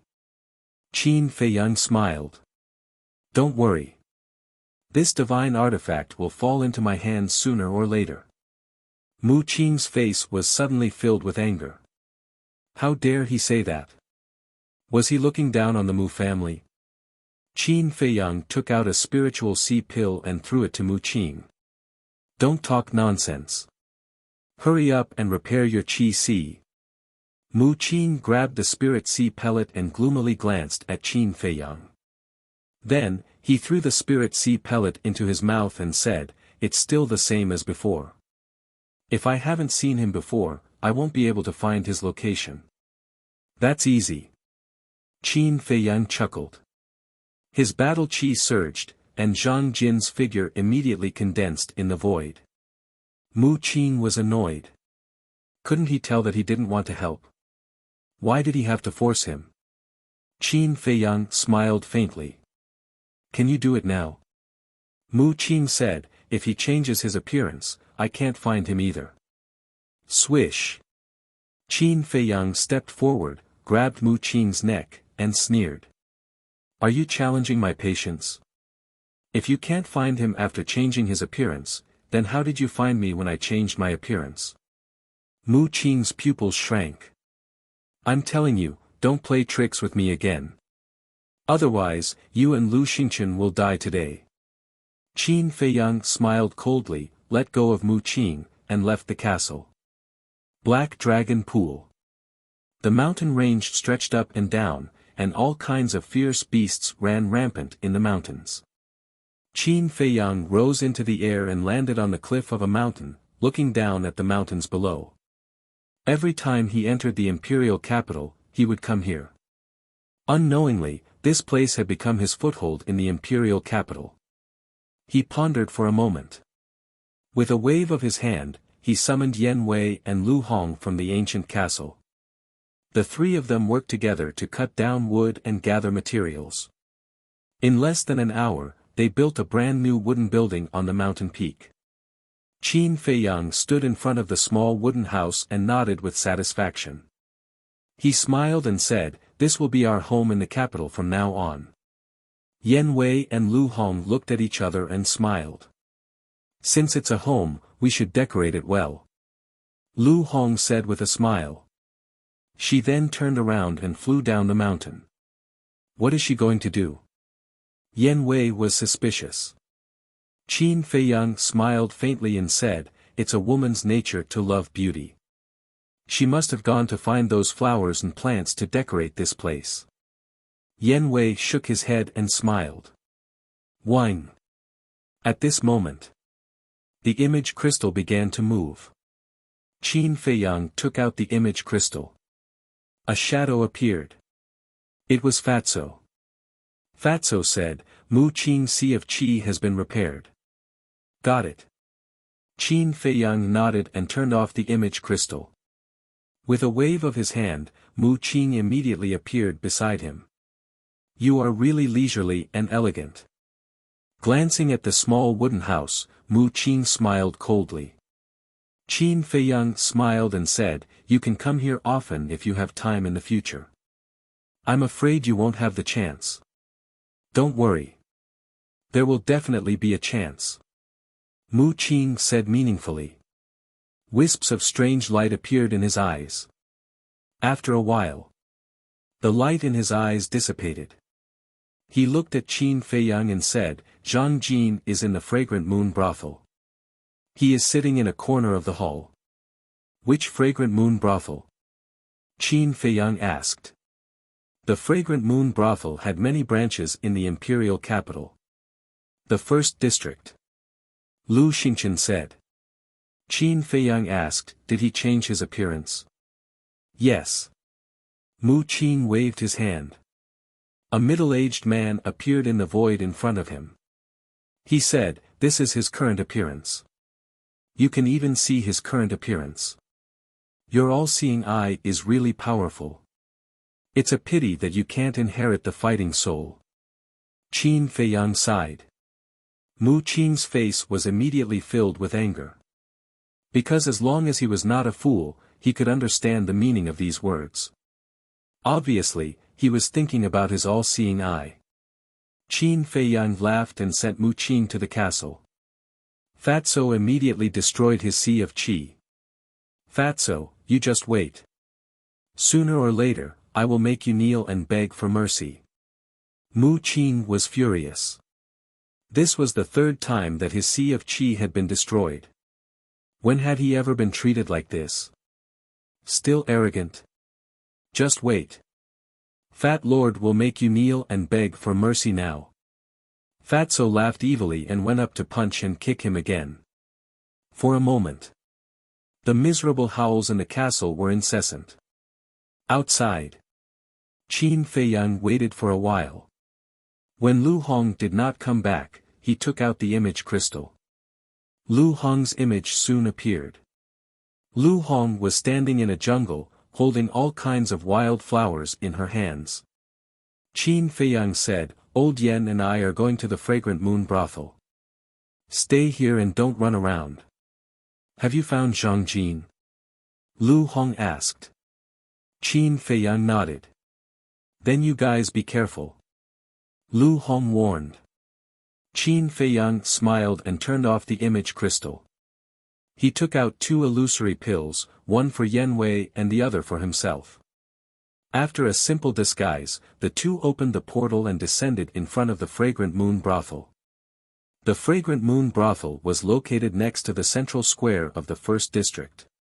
The location was very good, and the streets were full of traffic. The Fragrant Moon brothel was also the largest brothel in the imperial capital, so there were many people coming in and out. Moreover, most of them were the children of wealthy families, people of great wealth and status. Qin Feiyang did not enter the Fragrant Moon brothel immediately. Instead, he walked along the street and looked at the central square not far away. The scene of him being taken to the central square and beheaded in public was still vivid in his mind. At that time, if it were not for the mysterious madam and the Mu family's help, he should be dead. If he was really dead, many people would wake up laughing in their dreams. Yan Wei looked at the central square and sighed secretly. He smiled and said, "Let's go in." Qin Feiyang nodded. The two entered the Fragrant Moon brothel. Inside, there were singing and dancing, and smoke lingered. The women's moans and the men's laughter were intertwined, forming a kind of extravagant and luxurious atmosphere. Everyone came to this kind of brothel, naturally, not to find true love, but for the pleasure and sense of superiority in their hearts. Looking at all this, Qin Feiyang's heart was full of disgust. Whether it was the men or the women here, they had been devoured by desire. They thought they were great. They were rich. They were powerful. They were beautiful. But in fact, they were just a group of vermin. Two guests, do you have a reservation in advance? A waiter came up and looked at Qin Feiyang and asked with a smile. Qin Feiyang looked at the waiter, then looked at the hall, his eyes suddenly locked on a corner. He saw a middle-aged man, sitting alone, drinking silently. He looked out of place with the other people in the hall. Qin Feiyang pointed to the middle-aged man and looked at the waiter with a smile. "We have an appointment with him, you go ahead, we can go there by ourselves." "That's good. If you need anything, just let me know," the waiter said with a smile, and then he went to the next guest. Qin Feiyang and Yan Wei looked at each other and walked toward the middle-aged man. "Little brother, do you want to have a drink?" "Little brother, come and have fun for a while, I promise I will serve you well." Along the way, women kept coming out to show off, wearing revealing clothes and heavy makeup. They were very slutty. But Qin Feiyang ignored them, went straight to the middle-aged man's table, and sat opposite him. Yan Wei stood behind him.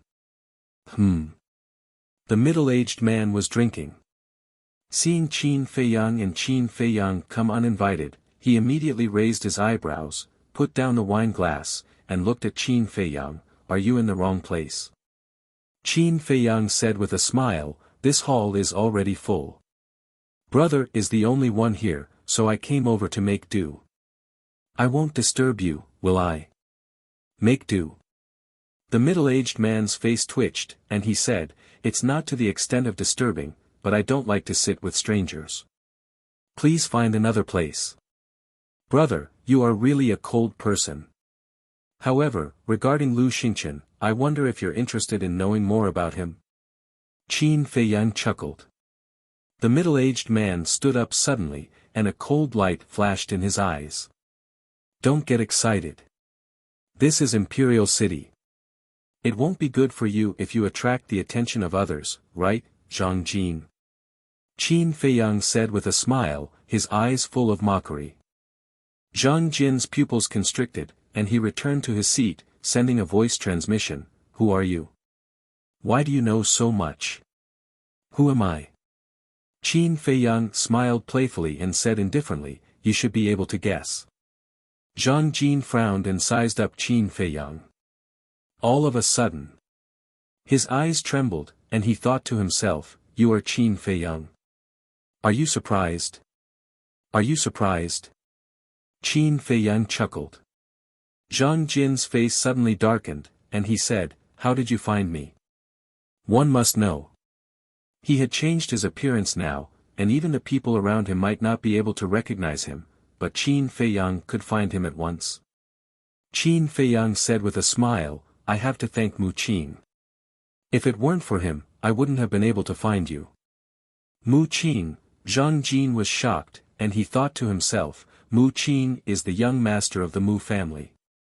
How could he help you? You actually know. Qin Feiyang was surprised and said, "So, Mu Qing has actually seen you? We have seen each other a long time ago." Zhang Jin said in a deep voice. "This bastard dares to play tricks with me." A cold light flashed in Qin Feiyang's eyes. He grabbed a clean wine cup, picked up the wine pot in front of Zhang Jin, poured a cup, and tasted it leisurely. Zhang Jin's face was gloomy, and he said, "Where is Lu Xingqian? What do you know?"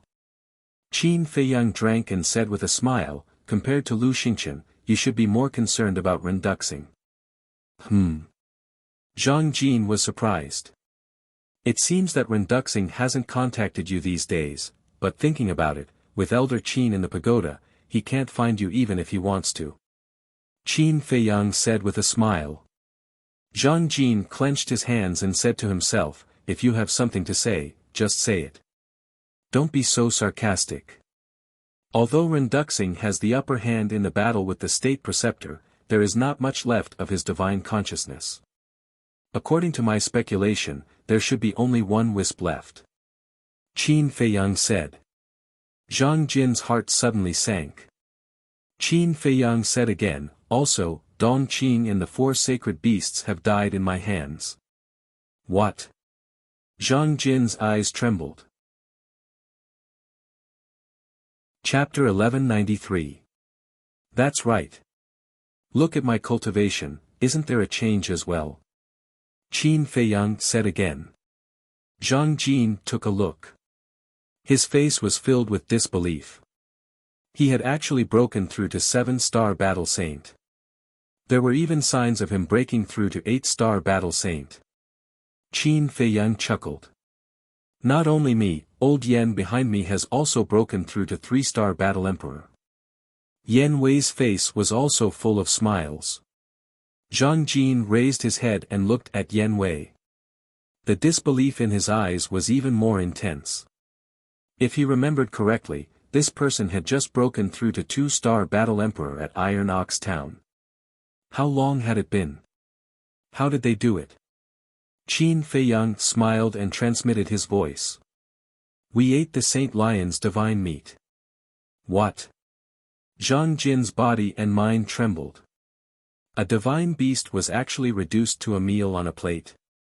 Qin Feiyang smiled faintly. It's a pity that you're not here. Otherwise, I would also have a share of you. Hearing this, Zhang Jin was not happy. Instead, his scalp went numb. This was because he heard a shocking murderous intent in that calm tone. You're here to kill me. He stared at Qin Feiyang vigilantly. Qin Feiyang said, Don't be nervous. I'm not here to kill you. Zhang Jin said, Then why are you here? Qin Feiyang smiled. I'm here to see you commit suicide. I don't think I need to do anything in this situation. You, Zhang Jin glared at him. Committing suicide was equivalent to asking him to commit suicide. Now, Yen Wei had the ability to kill him in an instant, but he still asked him to do so. It was obvious that he wanted to humiliate him. He suppressed his anger and said gloomily, Where is Lu Xingqian now? Lu Xingqian and Mu Qing are in my hands. Qin Feiyang said. Damn it! Zhang Jin cursed in his heart. Could it be that all his hard work these past few days had been in vain? Bang! He rolled his eyes and suddenly lifted the table and shouted, Qin Feiyang is here. At the same time, he got up and ran outside without looking back. Qin Feiyang. The fragrant moon brothel immediately fell into dead silence. But in the next moment. The brothel. Where is Qin Feiyang? Everyone looked around the hall in surprise. It's him. Zhang Jin, who was running away, pointed at Qin Feiyang and shouted. Boom! Swish! At that moment. Powerful auras erupted from the fragrant moon inn. Half of the people in the hall immediately surrounded Qin Feiyang, their eyes filled with greed. Back then, the emperor's right, the emperor, calm. None of them wanted to miss this once-in-a-lifetime opportunity. However, facing all of this, Qin Feiyang didn't panic in the slightest. He swept his gaze over the crowd that surged over and said indifferently, "Do I look like Qin Feiyang to you all?" "No." "Then which one of you is Qin Feiyang?" Everyone slammed on the brakes and stopped. They looked at Qin Feiyang and Yan Wei suspiciously. Qin Feiyang pointed at Zhang Jin and said with a smile, "He is Qin Feiyang. Just now, he was a thief crying thief." Swish. In an instant. Everyone looked at Zhang Jin in unison. At this moment, Zhang Jin had already fled to the entrance. When he heard Qin Feiyang's words, he almost spat out a mouthful of blood. A thief crying thief? Was there a mistake? He was Qin Feiyang. How could he say such words in such a dignified manner? Was he shameless? But now. He did not dare to stay for a moment. He ran out of the Fragrant Moon restaurant as if he was running for his life. Qin Feiyang said with a smile, "Did you see that? He is guilty and ran away directly. Catch him and you can become a duke. Hurry up and chase him." Yan Wei shouted. "Hurry up and chase him." A group of people immediately rushed to the door. "Wait, we haven't paid the bill yet." Several waiters blocked the door, looking very anxious. "Get lost." But at this time, who was in the mood to pay the bill? The few people who rushed to the front directly punched the waiters away. A group of people rushed out of the Fragrant Moon restaurant. Qin Feiyang and Yan Wei looked at each other and smiled. They also got up and walked out of the Fragrant Moon restaurant.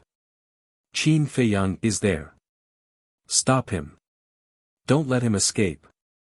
A young man in purple found Zhang Jin in the crowd and suddenly roared, alarming the people on the street. "What? Qin Feiyang? Who is Qin Feiyang?" Everyone was bewildered. "It's him." Someone pointed at Zhang Jin and roared. "Don't run." A few big men standing near Zhang Jin immediately pounced on him. The strength of these people was only at the level of a war master. "Get lost." Zhang Jin was extremely violent. With a palm strike, battle chi roared in all directions. Boom. Ah. Not only did those big men die on the spot, but the surrounding buildings also collapsed. The streets were in a mess. It was very lively. But there were too many people around. Another group of people rushed forward crazily. Zhang Jin was anxious and angry, and roared, "I am not Qin Feiyang, that person just now is, please believe me. Since you are not Qin Feiyang, then why are you running?" In the crowd. Yan Wei coldly snorted and shouted, "Don't talk nonsense with him, quickly catch him and become a marquis." Upon hearing the two words marquis, everyone's eyes turned red. Bastard! Zhang Jin cursed and opened a teleportation gate. However, just as the teleportation gate opened, it was shattered by the few people at the front. "You're courting death." Zhang Jin was enraged, the emperor's might roared out, imprisoning all directions. Following closely. With a wave of his hand, the battle chi turned into tens of thousands of strands. Like sharp arrows, they shot out in all directions, instantly killing a large number of people. The entire street was dyed red with blood. So strong. He seems to have broken through to the war king. Everyone panicked and did not dare to move forward. They stopped in the distance and surrounded Zhang Jin. In the crowd. Yan Wei looked at Zhang Jin, a cold glint flashed in his eyes, and sent a sound transmission to Qin Feiyang, "Do you need me to make a move?" "No need." Qin Feiyang waved his hand. Such a big matter must have alarmed the imperial palace. He believed that a big shot would arrive very soon. Moreover, this was the first district, where experts were as common as the clouds. Zhang Jin alone did not have the ability to jump around. "Qin Feiyang, die." As expected. A cold shout rang out. A middle-aged woman with a plump figure walked out from the crowd, ignoring Zhang Jin's emperor's might, and walked towards him step by step. Zhang Jin's pupils shrank. "Be sensible, don't force us to make a move." Another man in black walked out from the other side of the crowd, his entire body emitting a powerful emperor's might. "You won't be able to escape today." After the two of them, one after another appeared. Finally, there were over 100 people walking towards Zhang Jin. These people all had the cultivation of a one-star war king. There were even two two-star war kings. It's just a street, and there are actually so many war kings hidden.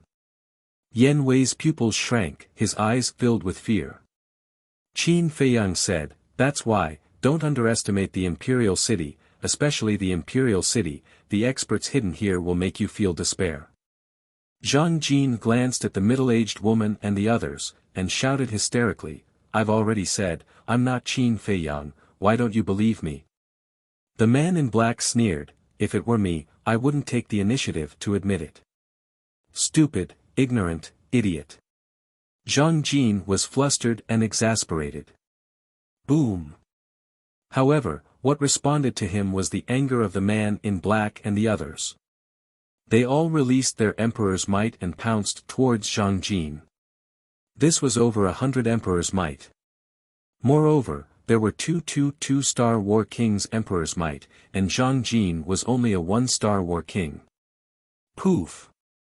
With a loud bang, Zhang Jin spurted out blood on the spot, his body and mind trembled, and his face turned pale. "Don't go too far." He formed a seal with both hands, and his battle chi surged. A palm-sized square seal instantly appeared in the sky. Mountain-shattering seal. With a loud roar, the square seal soared into the sky and expanded in the wind. In the blink of an eye, a square seal that was hundreds of feet tall appeared, and its terrifying aura shook the sky.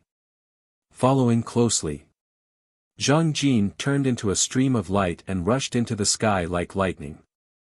Standing above the square seal, he raised his hand and pressed down. Boom! The square seal suddenly sank, and with a monstrous ferocious aura, it suppressed the man in black and the others below. Perfect battle art. I don't think I've heard of him mastering such a battle art before. Every time he returns, his strength and methods will soar by a large margin. This child really can't be underestimated. Everyone discussed in low voices. The man in black and the others' expressions were also extremely heavy. This square seal was not a threat to them. What worried them was the divine art. Because now everyone in the imperial capital already knew that Qin Feiyang had mastered several powerful divine arts. The middle-aged woman said, "The people from the imperial palace will definitely be here soon, we just need to delay him." The others nodded and began to perform their battle arts. There were perfect battle arts. There were superior battle arts. For a time, the place was filled with howling winds, and battle chi rolled in all directions. Kill! Hundreds of battle arts rushed into the sky, like a meteor shower, continuously bombarding that square seal.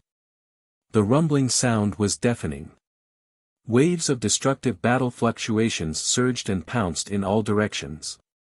Quickly retreat.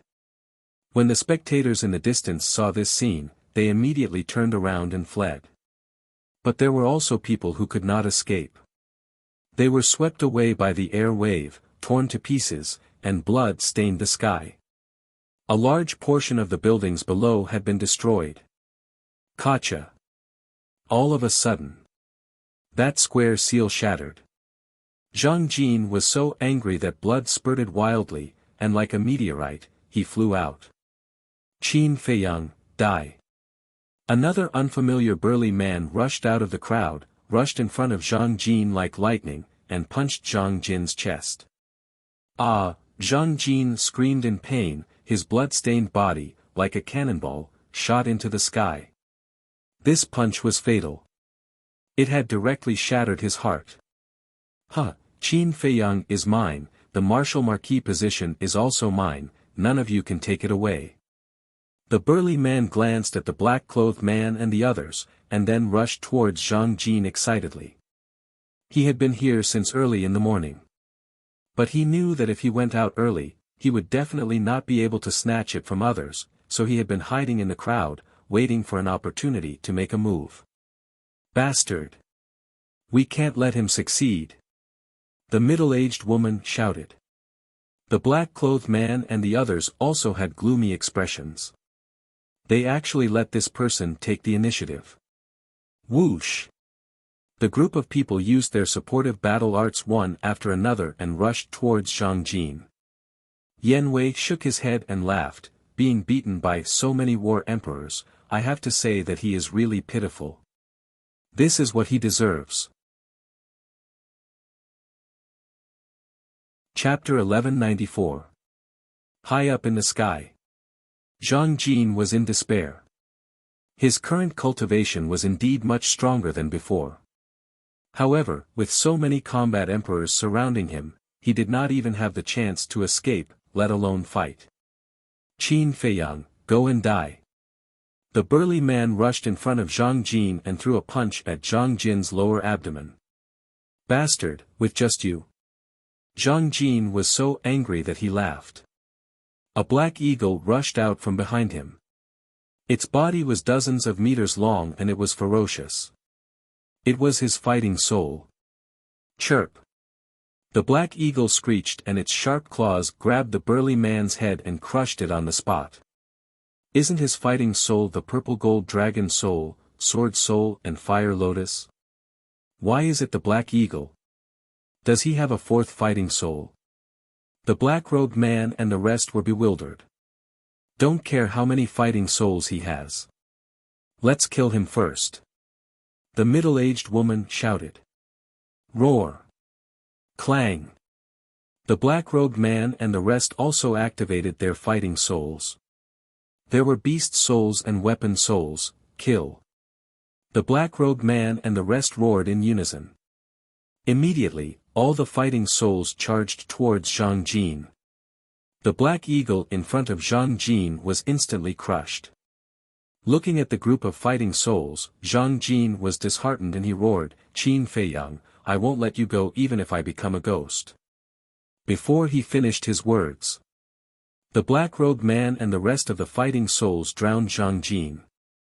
I'm afraid you won't even have the chance to become a ghost. Qin Feiyang sneered. Facing the attack of so many fighting souls, even he did not have the confidence to survive, let alone Zhang Jin. He retracted his gaze and looked at Yan Wei. Let's go. Yan Wei nodded and opened a space portal. Boom. At this moment, a terrifying aura descended. Following that, an old man in white appeared in the void above. It was the Grand Tutor. Behind him was a large group of enforcers. The Grand Tutor looked at the black-robed man and the rest and asked expressionlessly, Where is Qin Feiyang? Over there. The group of people pointed to the sky, their hearts filled with excitement. They worked together to kill Qin Feiyang. Although they couldn't be conferred the title of Marquis, they would definitely receive a generous reward. After all, there were so many people. If they were all conferred the title of Marquis, wouldn't the imperial capital be in chaos? The imperial preceptor raised his head and saw a badly mutilated corpse falling from the sky. Originally, he was quite happy. But when he saw Zhang Jin's corpse, his face sank. The man in black smiled obsequiously and said, Lord Imperial Tutor, what are you going to reward us with? The others did not want to be outdone and began to claim credit. Reward? The state preceptor was instantly enraged. He roared, Look carefully. Is he Qin Feiyang? The black-clothed man and the others were stunned. They raised their heads and looked at Zhang Jin's corpse. One's appearance can change, but the power of one's bloodline will never change. Qin Feiyang's blood is purple gold dragon blood, but the blood on this person's body, open your eyes wide and look carefully. Is it just ordinary blood? The imperial preceptor shouted in anger. Purple gold dragon blood. The eyes of the black-clothed man and the others trembled. It was only at this moment that the people in the city below came to a sudden realization. That's right. Qin Feiyang's blood is purple gold dragon blood, and his blood is purple gold. And this person's blood is normal, which means that he is not Qin Feiyang. Then who is the real Qin Feiyang? It's the two people just now. Find them quickly. They must still be here. The people roared again and looked around. At the same time, in the crowd, Qin Feiyang coldly glanced at the imperial preceptor, then turned around and entered the portal with Yan Wei without looking back. They are here. Just as they entered the portal, someone next to them discovered them and immediately shouted. Everyone looked over, including the imperial preceptor and the law enforcers. As soon as he saw that Qin Feiyang had entered the portal, the black-clothed man immediately shouted, "One of them must be Qin Feiyang, stop them quickly." Hearing this, the people around immediately activated their battle chi and blasted it toward the portal. The imperial preceptor and the law enforcers also moved and rushed toward the portal like lightning. Humph! Yan Wei's cold snort sounded in the portal. Immediately after, a burst of Emperor's aura roared out, and the battle chi that surged from all directions instantly dissipated. Old bastard, I'm sorry, you're a step too late again. Remember to come earlier next time. Qin Feiyang's voice filled with ridicule sounded from the teleportation gate. Then, Qin Feiyang and Yan Wei's figures disappeared in the portal. All of this happened in an instant, even though it seemed slow. The imperial preceptor rushed over and smashed the portal with a palm. But after waiting for a long time, he did not see Qin Feiyang and Yan Wei appear, and his face gradually darkened. Lord, don't worry. Although we haven't caught him yet, at least we've confirmed that he's in the imperial capital. As long as he's in the imperial capital, he won't be able to escape. A law enforcer said respectfully. Won't be able to escape, the imperial preceptor muttered to himself, and his face became more and more ferocious. Suddenly, he slapped the law enforcer's face and said angrily, "Since you're so capable, why is he still at large? Lord, please spare my life." The law enforcer immediately knelt on the ground. The imperial preceptor glanced at him coldly, then looked at the other law enforcers and said, "Do you all think so too?" Everyone lowered their heads and was incomparably nervous. I'll repeat it again. Don't underestimate Qin Feiyang anymore, he's no longer the 14th prince of the past. The current him is strong enough to crush all of you into pieces. So, it's best not to be arrogant and think that you can easily catch him, understand? The imperial preceptor roared. The group of law enforcers trembled and said respectfully, "We'll remember." A bunch of idiots. The imperial preceptor snorted, flicked his sleeves, and rose into the air, disappearing from everyone's sight. At this moment, the group of law enforcers heaved a sigh of relief. We didn't even notice such an important piece of information like the purple gold dragon blood. How careless. Yes, at that time, we were blinded by desire and made a big fool of ourselves. It's okay to make a fool of ourselves, but I'm afraid that the imperial preceptor will vent his anger on us. Then, we'll be in big trouble. The man in black and the group of law enforcers looked at each other, feeling bitter in their hearts. Black Dragon Pool. Above the small wooden building, Qin Feiyang and Yan Wei appeared out of thin air. When they looked down, the two of them were stunned on the spot. They had not left for long, but now, the mountain peak had changed greatly. Originally, this mountain peak, except for the small wooden building, was overgrown with shrubs, rocks, and weeds. But now, these were all gone. Instead, there was a fragrant garden. Those rocks were also used reasonably, piled up into rockery, standing on the mountain peak in picturesque disorder, which was quite ornamental. In short, now, this mountain peak had become a private back garden. At this moment, Lu Hong was still busy, sweating profusely. There was also a large pile of unplanted wildflowers next to her. Lu Hong, this child, is really good to you. She knows that you can't live here for a long time, but she still does her best to take care of it. Yen Wei said with a smile. In terms of age, he was indeed qualified to call Lu Hong a child. Qin Feiyang said, I'll remember all the good she has done for me. Not only do you have to remember, but you also have to take action. Yen Wei said with a smile, with a rather ambiguous expression. When did you become so gossipy? Qin Feiyang looked at him with dissatisfaction. I'm not gossiping, I'm asking you to cherish it. In this world, there are very few good women, let alone this kind of woman who is so devoted to you and is so considerate. Don't wait until you lose it to feel heartache. Yen Wei said with a sound transmission. Qin Feiyang raised his eyebrows. Yen Wei thought to himself, I'm giving you advice as someone who has been through this. Okay, I know.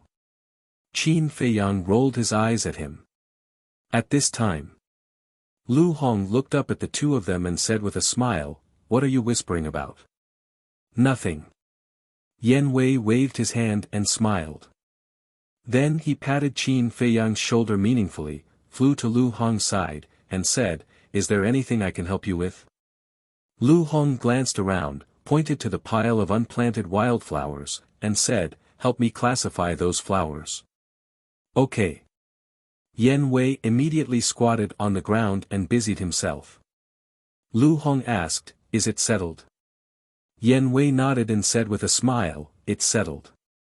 I even saw the Imperial Preceptor. He's probably mad now. It's best if he dies of anger. Lu Hong said. Yen Wei was slightly stunned, and then he couldn't help shaking his head and laughing.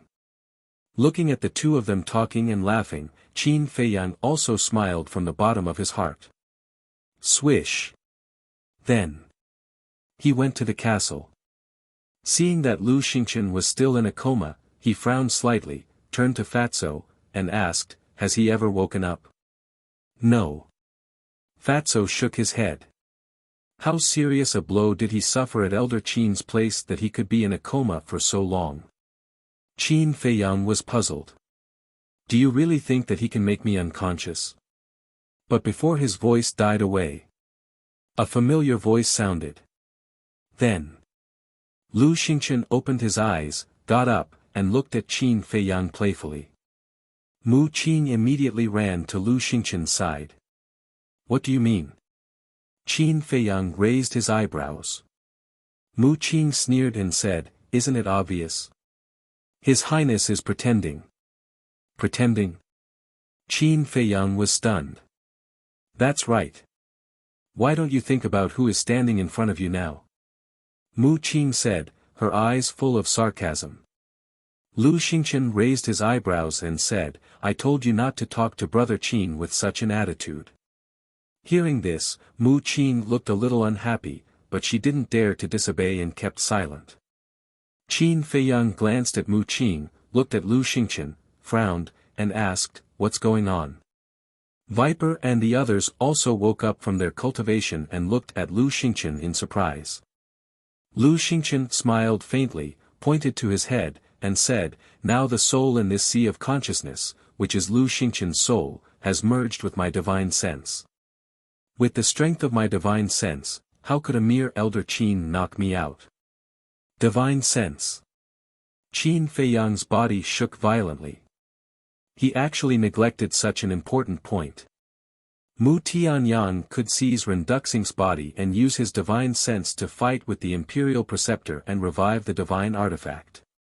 Lu Xingqian could also do it. In other words, Lu Xingqian was now fully capable of killing him. Chapter 1195. Fatso and the others couldn't help but become vigilant. This was because Lu Xingqian's divine sense could kill all of them as easily as blowing off dust. Don't be nervous. If I really wanted to kill you, I would have done it long ago. I wouldn't have waited until now. Lu Xingqian smiled faintly. Qin Feiyang motioned for Fatso and the others to continue cultivating. Then, he left the castle with Lu Xingqian and Mu Qing. Although Lu Xingqian said that he had no malicious intentions, leaving Lu Xingqian in the castle was still a threat. Seeing Qin Feiyang appear with Lu Xingqian and Mu Qing, Yan Wei and Lu Hong couldn't help but be slightly stunned. At the same time, Lu Xingqian glanced at the top of the mountain and said with a smile, "It's arranged very well." "What's going on?"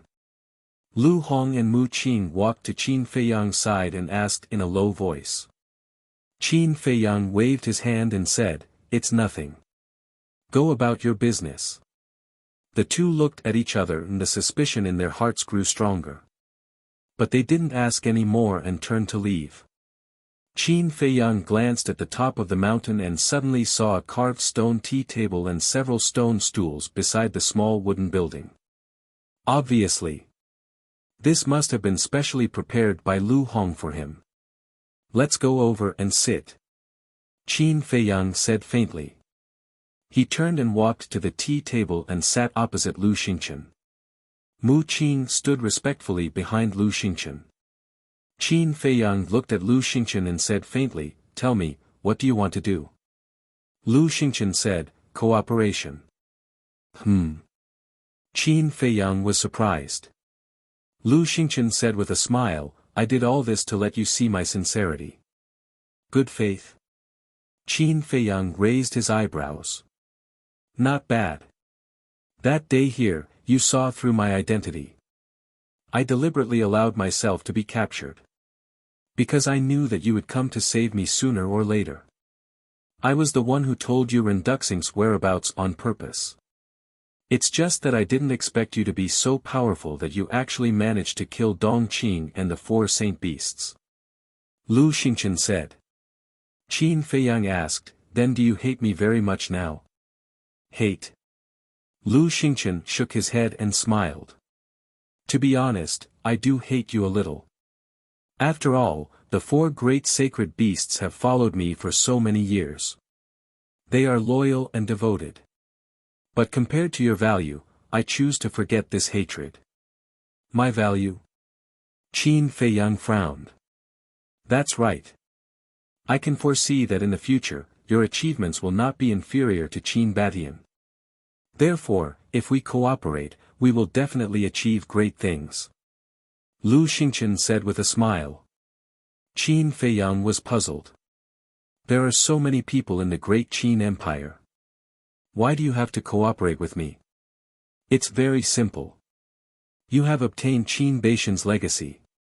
Of course, the biggest reason is that I admire you. Thinking back to when you were young, you were a blazing sun in the imperial capital with a boundless future. But suddenly, there was a drastic change and you became a homeless, pitiful worm.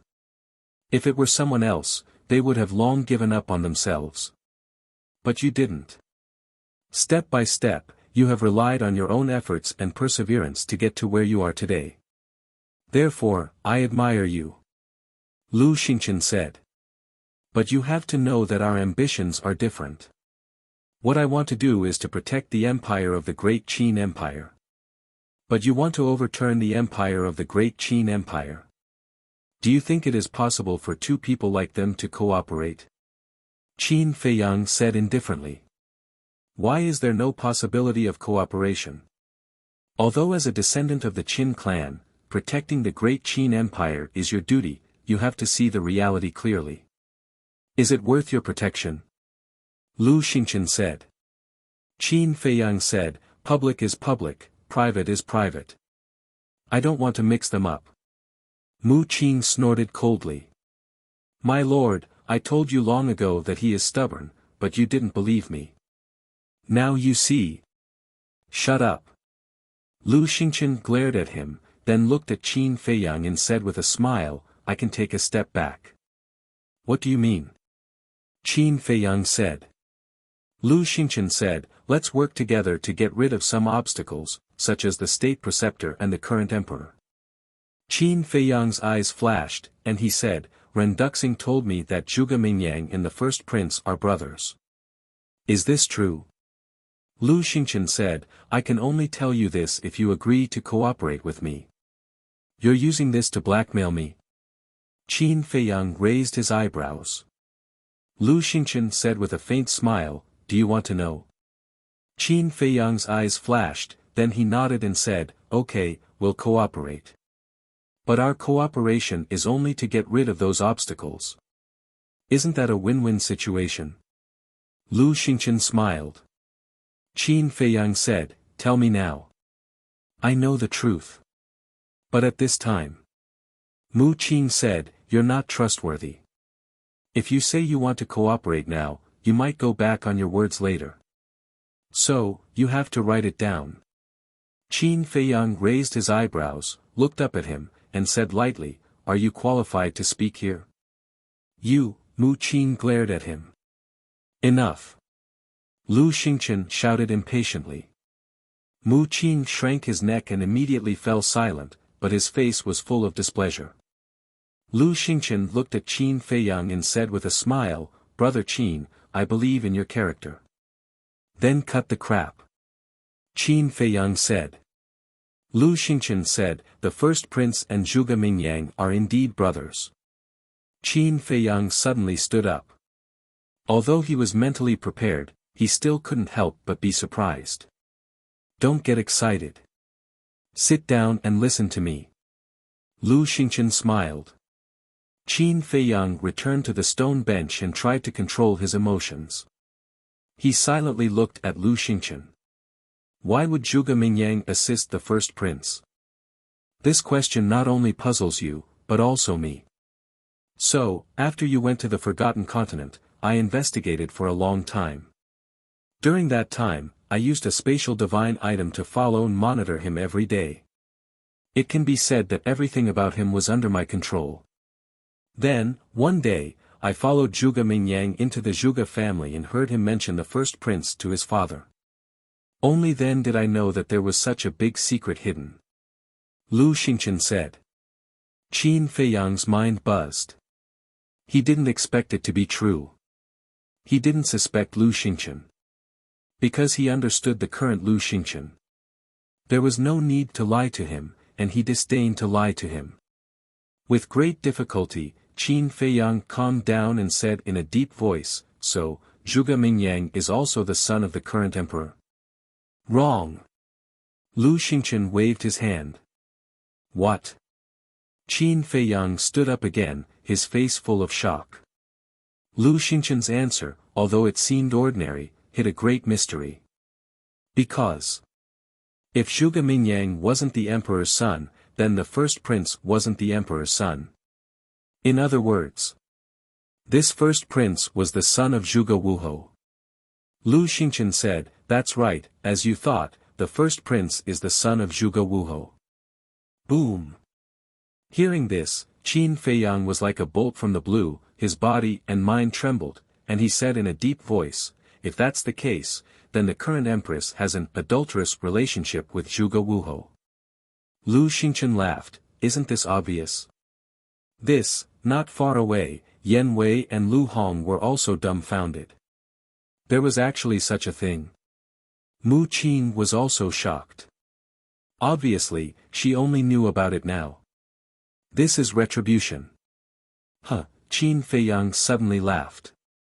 After learning about this matter, not only did he not have the slightest bit of sympathy for the emperor, but he was also very happy. Lu Xingchen frowned, after such a thing happened, shouldn't you feel sorry for your father? Feel sorry for him? Then who will feel sorry for me? He brought this upon himself, serves him right. Qin Feiyang sneered.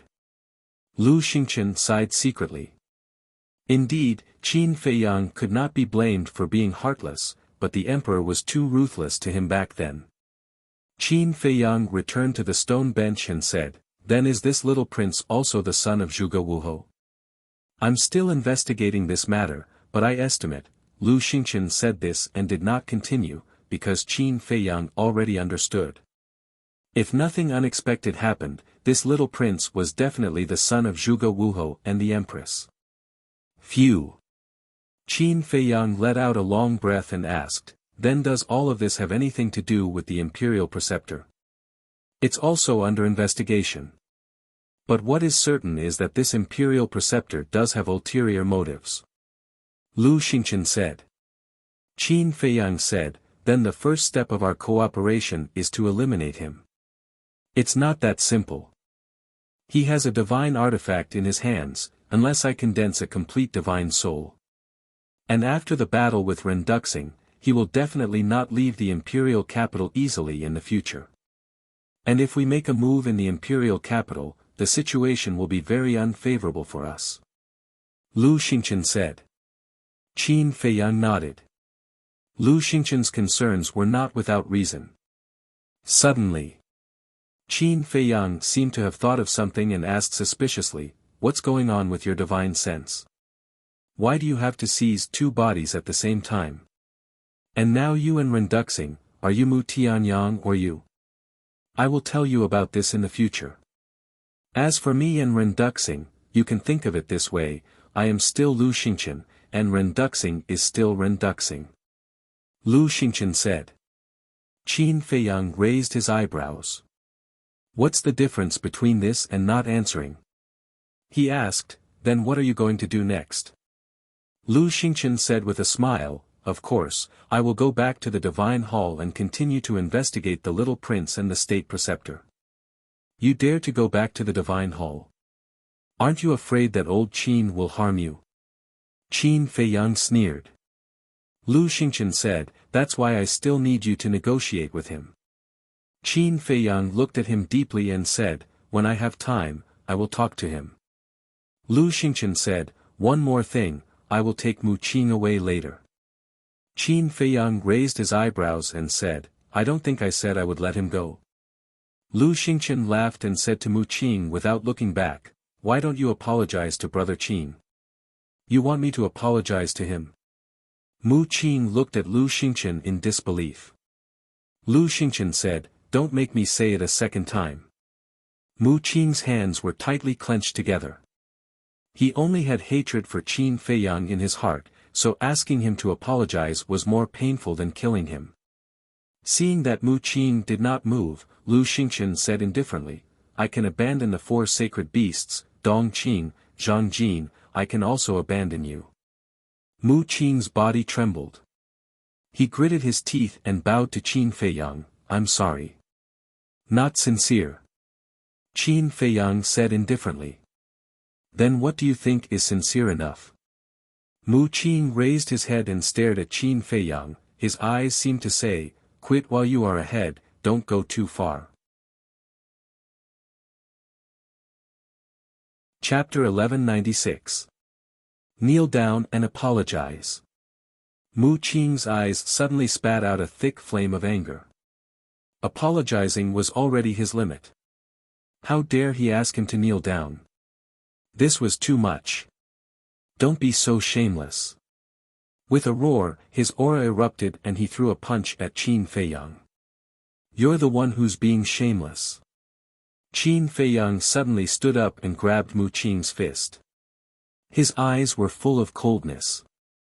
At the same time, Yan Wei and Lu Hong also immediately put down what they were doing and rushed to Qin Feiyang's side, looking at Mu Qing coldly. "Let go of me!" Mu Qing shouted angrily and tried to break free. But Qin Feiyang's strength was so great that he couldn't move at all. Moreover, as Qin Feiyang's strength continued to increase, his fist began to break and blood gushed out. The severe pain made his face contort. And Qin Feiyang's cold eyes made him feel even more desperate. Suddenly, with a crisp crack, Mu Qing couldn't help but howl miserably. His fist was crushed into pieces. But Qin Feiyang still didn't let go. "I beg you, can you let go of me?" Mu Qing was scared and begged bitterly. Qin Feiyang smiled sarcastically and let go of his hand and returned to the stone bench. Lu Hong also took out a handkerchief and handed it to Qin Feiyang.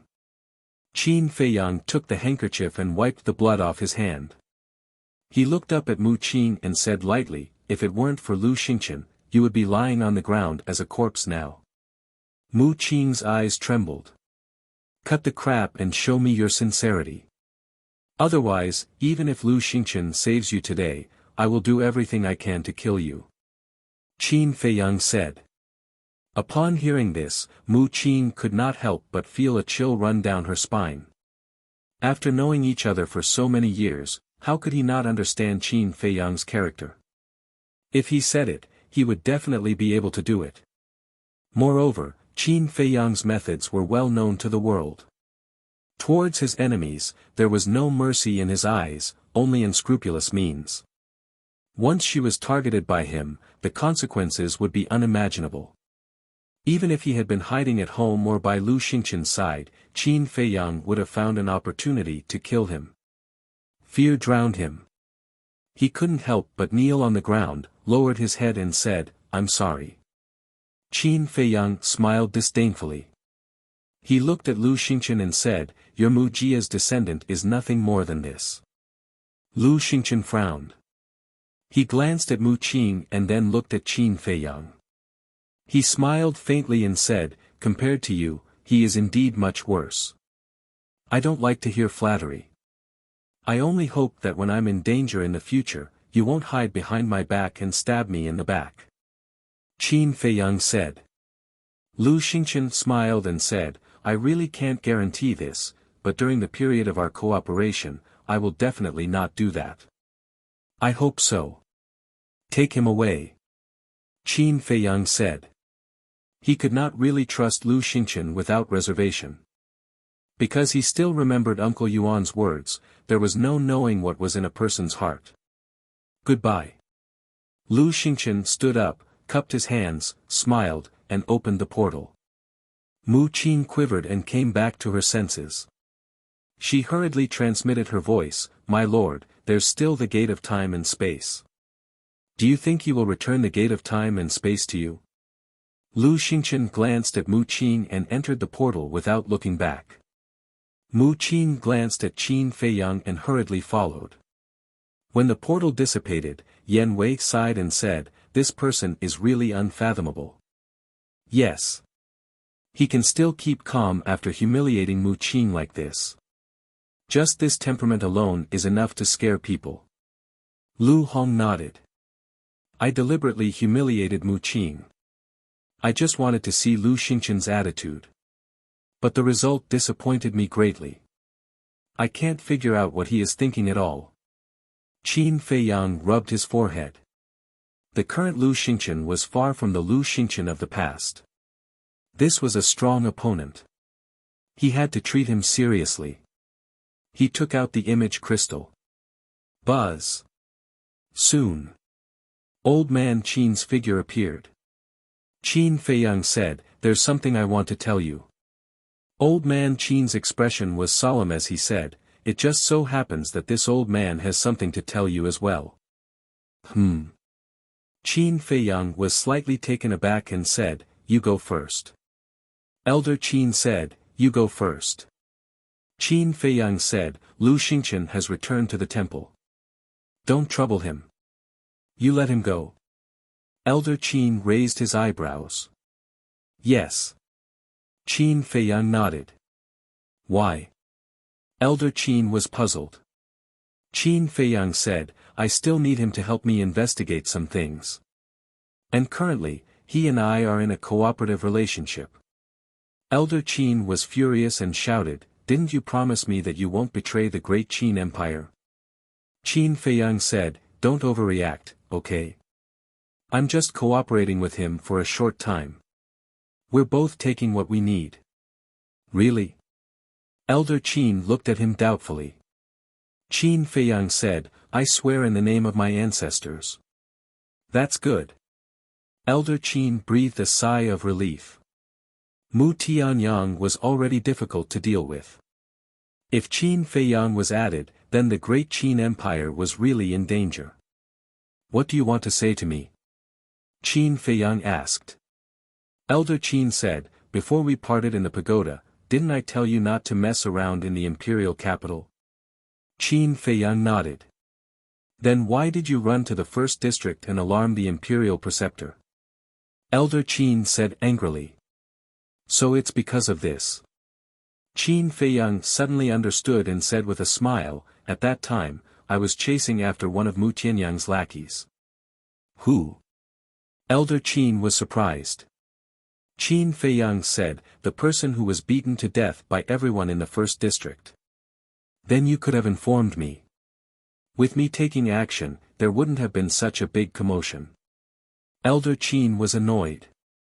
Qin Feiyang said, he was just a one-star combat emperor.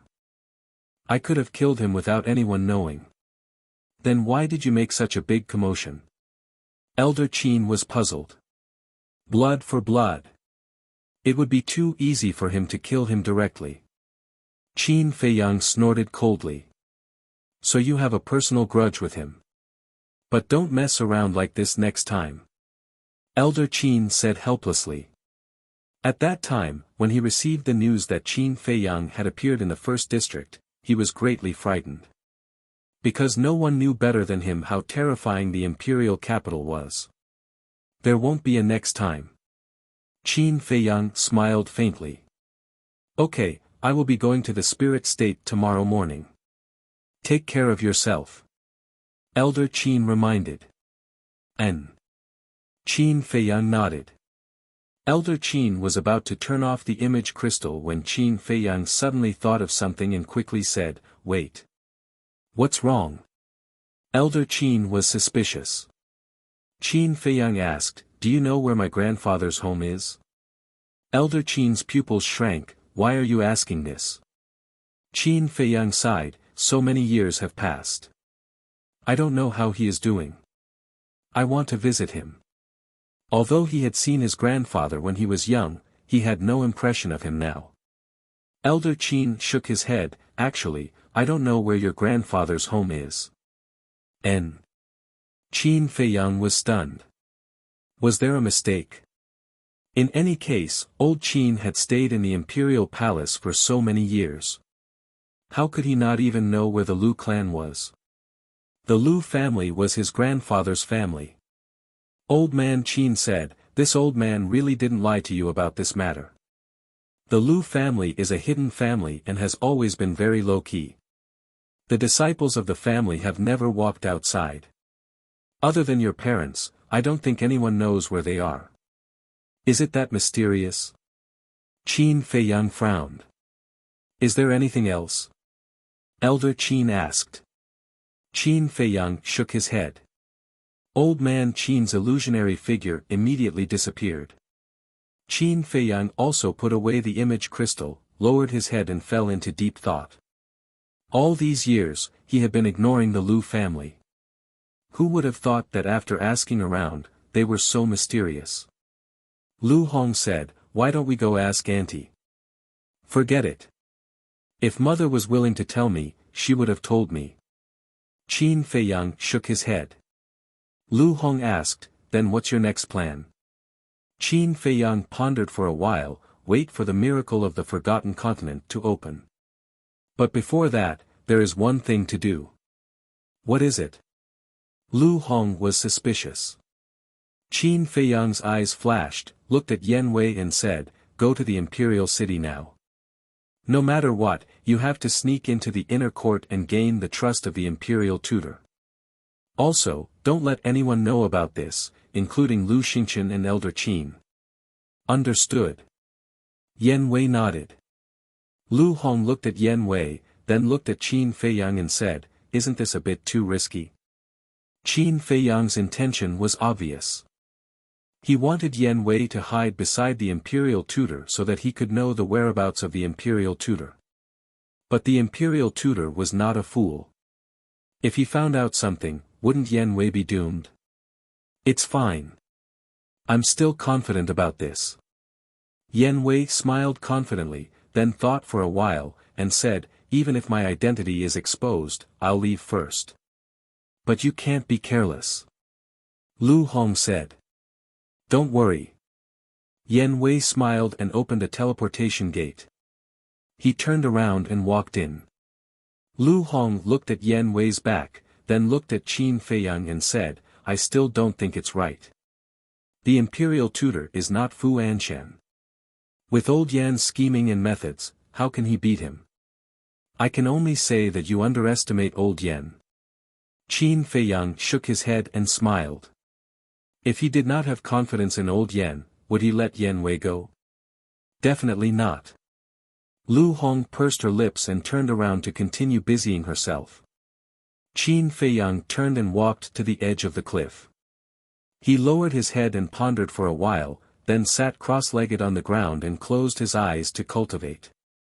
At the same time, in an extremely distant place in the Grand Qin Empire, there was a vast mountain range with overlapping peaks that rose and fell continuously. In the mountains, the vegetation was lush and ferocious beasts were everywhere. At the foot of one of the giant peaks, there was a village. The village covered an area of about half a mile, and there were thousands of families gathered. Those houses were all built with very ordinary wood. Around the village, there were large tracts of rice fields, vegetable gardens, pastures, and so on.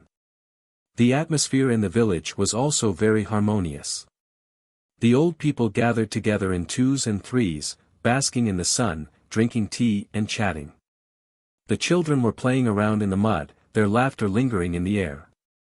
The young and strong people were busy in the rice fields and pastures. Everyone's face was filled with a simple smile. In short. Chapter 1197. Near the village. In front of a river, an old man dressed in sackcloth sat by the river, fishing quietly. His body was bent, and he had no aura. He was like an ordinary old man, without any sense of danger. Beside the old man sat a dark-skinned young man. The young man had a dignified appearance, about 1.8 meters tall. His upper body was exposed, and he only wore a pair of large pants made of animal skin. He was also fishing with a fishing rod, but his face was full of impatience. Seeing the motionless float on the river, the young man couldn't help but say angrily, "Second grandpa, I can accompany you fishing, but can't we find a place with fish? Look, it's been a few hours, but the float hasn't moved at all. How can we fish?" The sackcloth old man smiled, "Young man, don't be impatient. Fishing is about." Before the old man could finish, the young man waved his hand impatiently and said, all right. Don't talk to me about your great principles. I don't understand. Just tell me directly. How long do you want me to sit with you?" The old man said, "I'm cultivating your patience, understand?" The young man pouted, "My patience is about to reach its limit." The old man smiled helplessly and asked, "Then do you know why I kept you in the village all these years and didn't let you go out to explore?" "Why?" The young man didn't understand. "It's because you can't stay calm.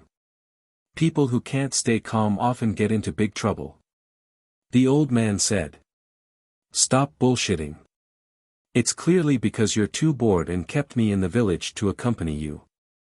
Second grandpa, such a promising young man with a bright future was delayed by you. Don't you feel guilty?"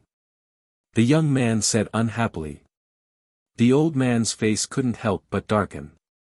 "Don't be unhappy.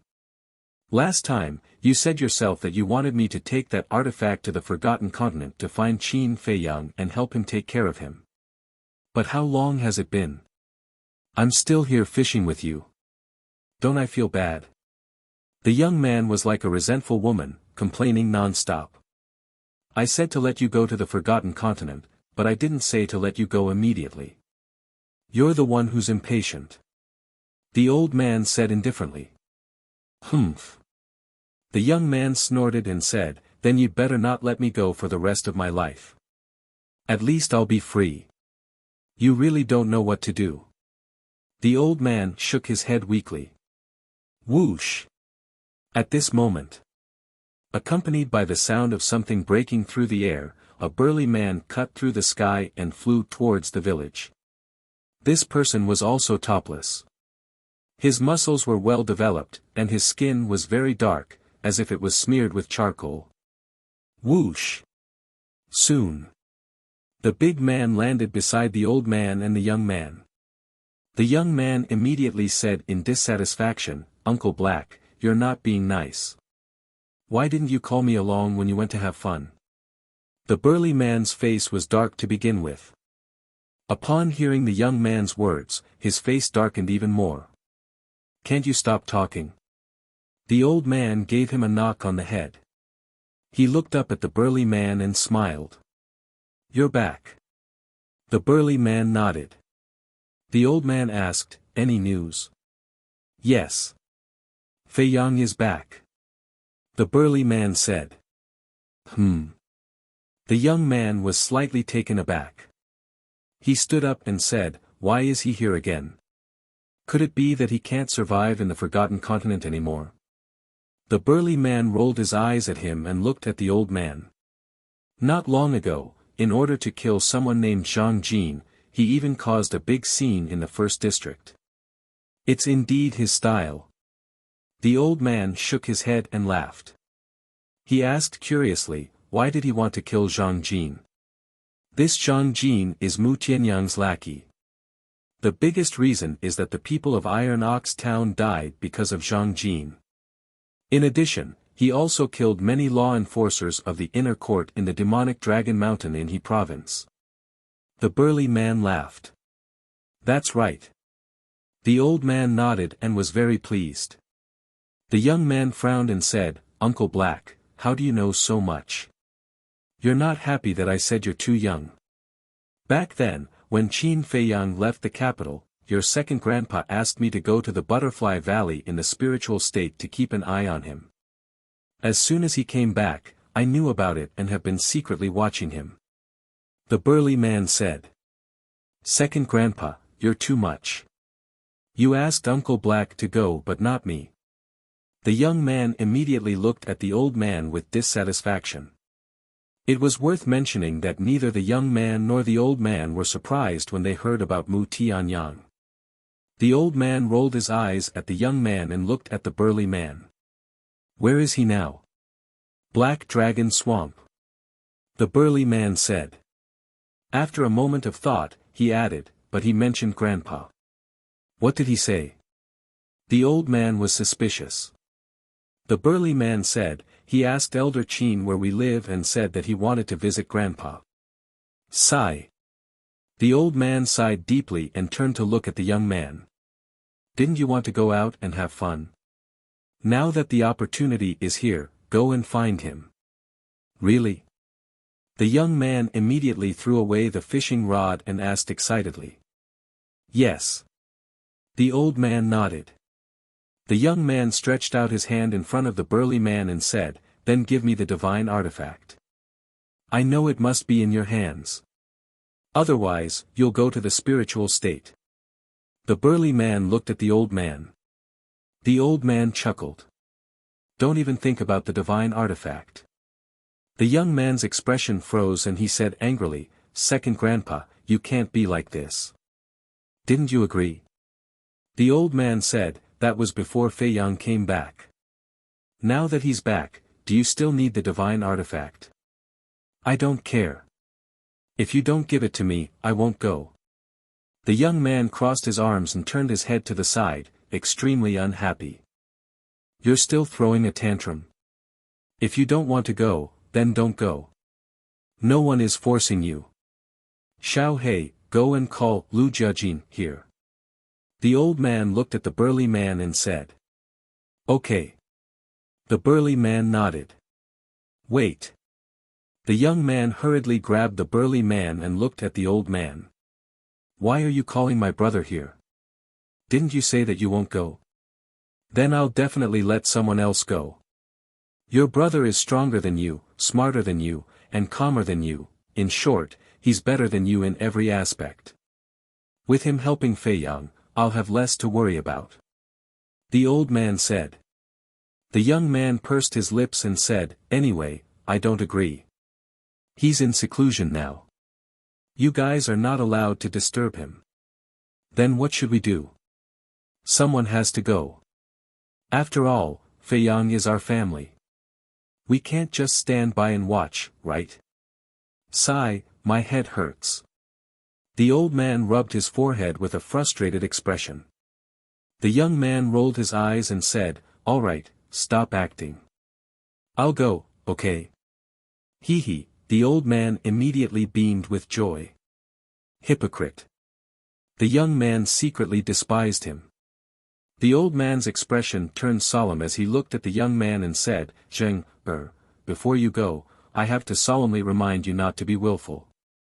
The outside world is different from here. It's full of danger. If you're not careful, you'll lose your life. That's more fun. The young man's lips curled into a cynical smile. The old man's face darkened immediately. The young man hurriedly waved his hands and said, Okay. I'll remember it. I promise I won't act recklessly. That's more like it. The old man smiled and continued, Also, don't let Fei Yang know your identity for now. The young man nodded and asked, Anything else? The old man waved his hand and said, No, get lost. You're annoying. Hee. Don't speak too soon. Don't miss me so much that you'll cry. The young man smiled slyly and turned into a stream of light, disappearing into the horizon rapidly. Rascal. The old man scolded with a smile and looked at the back view of the young man with doting eyes. The burly man shook his head and smiled. He looked at the old man and said, Is it appropriate to let Zheng go? Jean is indeed more suitable than him. However, he's at a critical juncture of his seclusion and can't be disturbed. As for Zheng he's actually not bad. It's just that he's a little mischievous. Take it as a chance for him to train. The old man smiled. The burly man nodded. Black Dragon Pool. Everything was normal. Bang! However, all of a sudden, a young man with a bare upper body descended above the Black Dragon Pool and broke the tranquility. At the peak of the mountain, Lu Hong was busy tending to the garden. When she sensed the aura of the young man, she was shocked and looked up. Immediately, she frowned. Who was this person? Why hadn't she seen him before? The young man soon noticed Lu Hong on the mountain peak. His eyes flashed and he took a step forward. He landed opposite Lu Hong and asked curiously, Little beauty, what are you doing here in the wilderness? Aren't you afraid of bumping into bad guys? Are you the bad guy you're talking about? Lu Hong looked at him warily. That was because she realized that she could not see through his cultivation. I'm so handsome. How could it be me? The young man touched his chin with a smug look. Then, he glanced at the mountain peak and said, Don't tell me you're still planning to settle down here. What does it have to do with you? Who exactly are you? Lu Hong furrowed her brows. This person did not seem to have any ill intentions. Why did he come to the Black Dragon Pool then? Did he barge in unintentionally? Or was it intentional? The young man chuckled.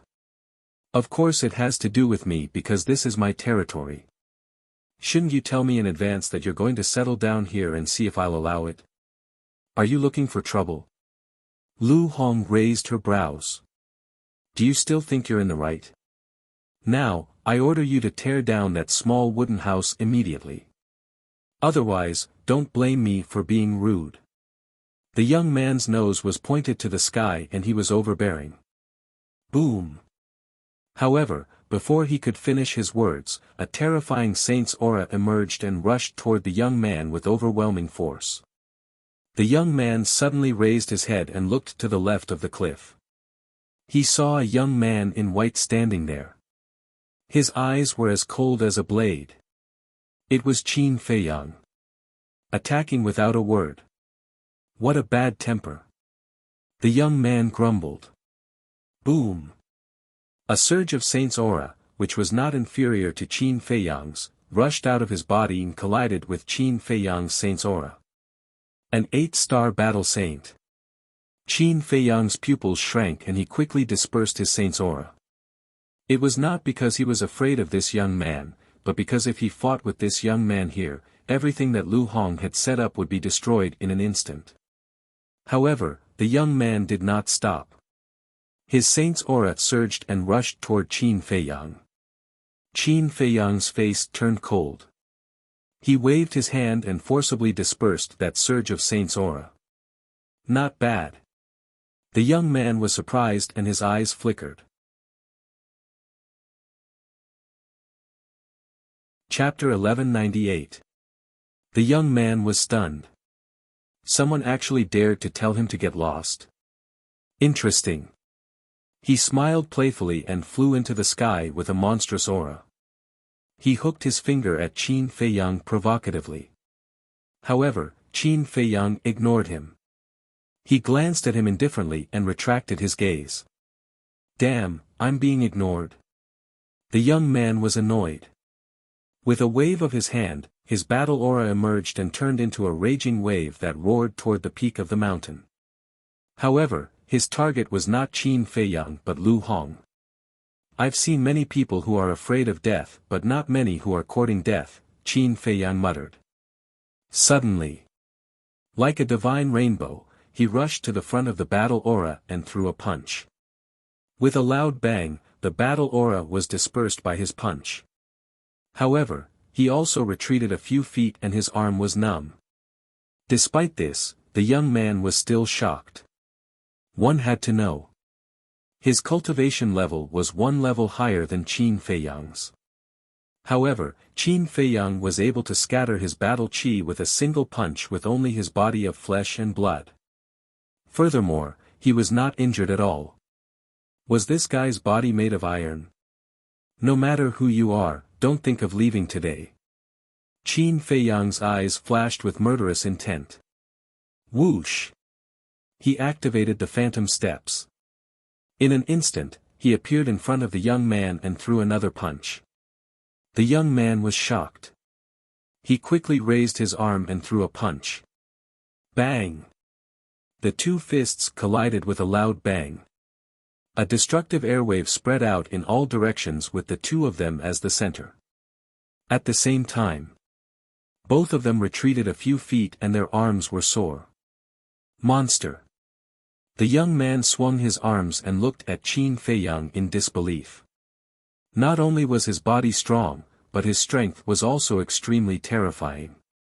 This was the effect of eating the divine meat. Now, Qin Feiyang's body was much tougher and stronger than before. If the young man was a 7-star battle saint like Qin Feiyang, that punch would be enough to kill him. The young man shouted, "Show me your strength." That depends on whether you have the ability or not. Qin Feiyang took a step forward, the energy in his body surging, he felt unprecedentedly strong. Humph! The young man snorted coldly and charged forward without backing down. Rumble! Bang! Bang! The two of them madly collided in the void. Streams of destructive auras surged in all directions like surging tides. But, although the situation was intense, Lu Hong didn't give it a second glance.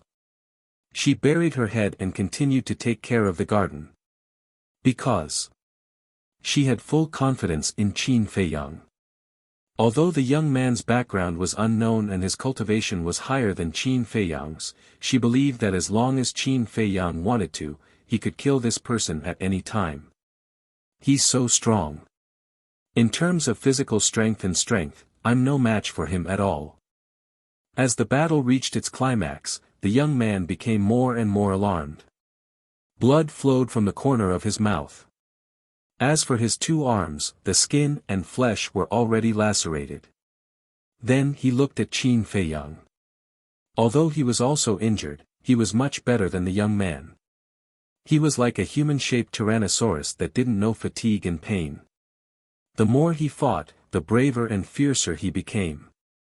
The young man was almost unable to withstand it. Rumble! Suddenly, taking advantage of the young man's confusion, Qin Feiyang seized the opportunity and slapped the young man's chest. Puff! The young man's blood splattered 3 feet. Like a meteorite, he smashed into a giant mountain in the distance. Rumble! That giant mountain collapsed on the spot, dust and smoke rising in all directions. Qin Feiyang, I've underestimated you in the past. If you think you can defeat me like this, you're gravely mistaken. Accompanied by wild laughter, the young man rushed out of the dust and smoke. His aura was like a rainbow. Above his head, there was a black moon floating in the air. The black moon was only the size of a palm, but it exuded a shocking aura. Come and try this move of mine. The young man grinned. The black moon trembled violently and suddenly swept toward Qin Feiyang with monstrous power. A perfect battle technique? Qin Feiyang muttered. Clang! 40 sword shadows appeared out of thin air. Are you kidding me? So many of them at once? Shouldn't you follow the routine and do it bit by bit?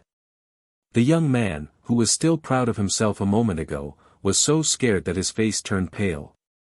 Who has the mood to play tricks with you? Qin Feiyang waved his hand and the 40 sword shadows roared out in unison. Accompanied by a loud bang, the black moon instantly shattered.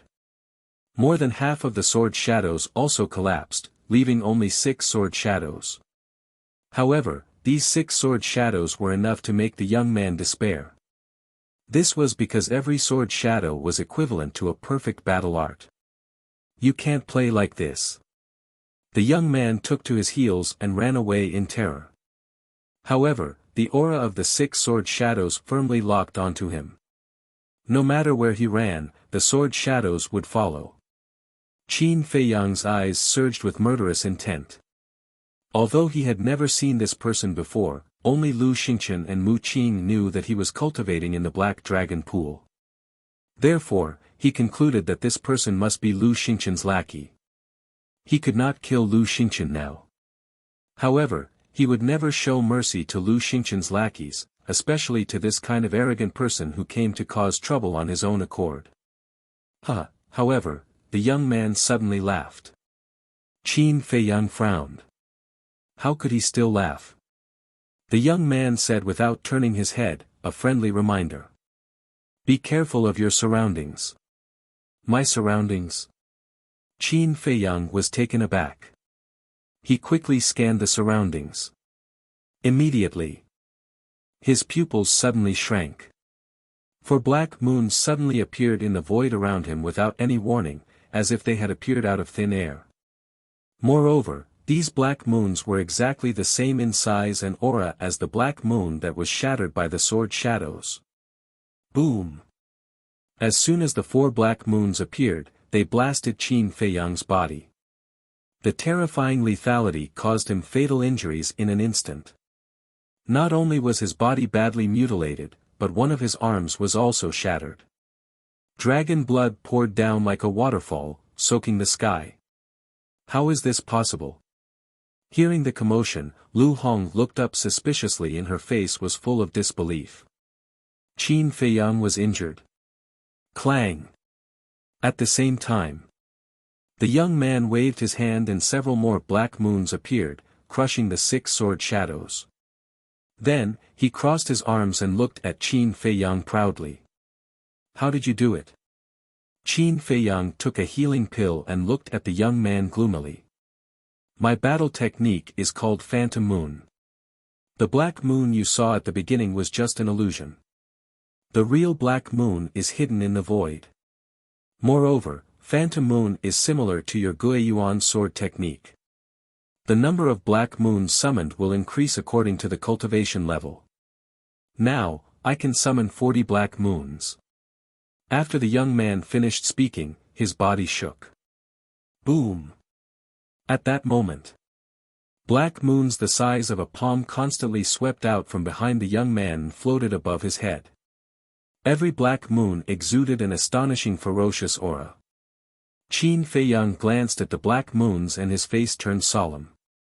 He did not expect this person to have mastered such a terrifying battle technique. Watch carefully. The real Phantom Moon will begin now. The young man grinned and waved his hand. The black moons floating above his head disappeared from Qin Feiyang's sight in an instant. Even their auras disappeared. I don't believe that they will really disappear. Qin Feiyang opened his eyes wide and scanned the void, not letting go of any place. However, he could not see anything in the void. They really disappeared. Boom. Immediately after, a strong sense of crisis swept over him. Behind him, 2 black moons appeared out of thin air and blasted his back like lightning. Puff. He spat out a mouthful of blood and staggered forward. Before he could react, 2 more black moons appeared in front of him and blasted his chest. Next. Left, right, below, above. Black moons continued to appear and blasted his body. They were like ghosts hiding in the void. It was impossible to capture their traces and it was impossible to guard against them. The intense pain made Qin Feiyang's face contort. He felt that his body was about to be torn apart. However, he was helpless. How is it? Is my illusionary moon worthy of your attention? The young man was even more proud. Qin Feiyang could not even take care of himself. How would he have the mood to care about him? Suddenly, an idea flashed in his mind. Boom! A monstrous battle intent roared out from his body. His eyes and long hair suddenly turned blood red. Battle formula. Once the battle formula was activated, the intense pain immediately disappeared. Because the battle formula could make him forget pain. Moreover, it could make him have an extremely strong defense. It could also reduce half of the lethality, which was equivalent to ignoring these injuries. In short, once the battle formula was activated, he would be immortal among those of the same level. Unless the other party also mastered the divine art. Although the young man's cultivation was higher than him by a small level, don't forget that his body had also fused with the fire of life. Therefore, these black moons could no longer cause any actual damage to him. Next, Qin Feiyang allowed those black moons to continuously bombard his body. He raised his head to look at the young man and said indifferently, "It's only a so-so." Amazing. The young man looked at Qin Feiyang in shock. That gaze was as if he was looking at a monster.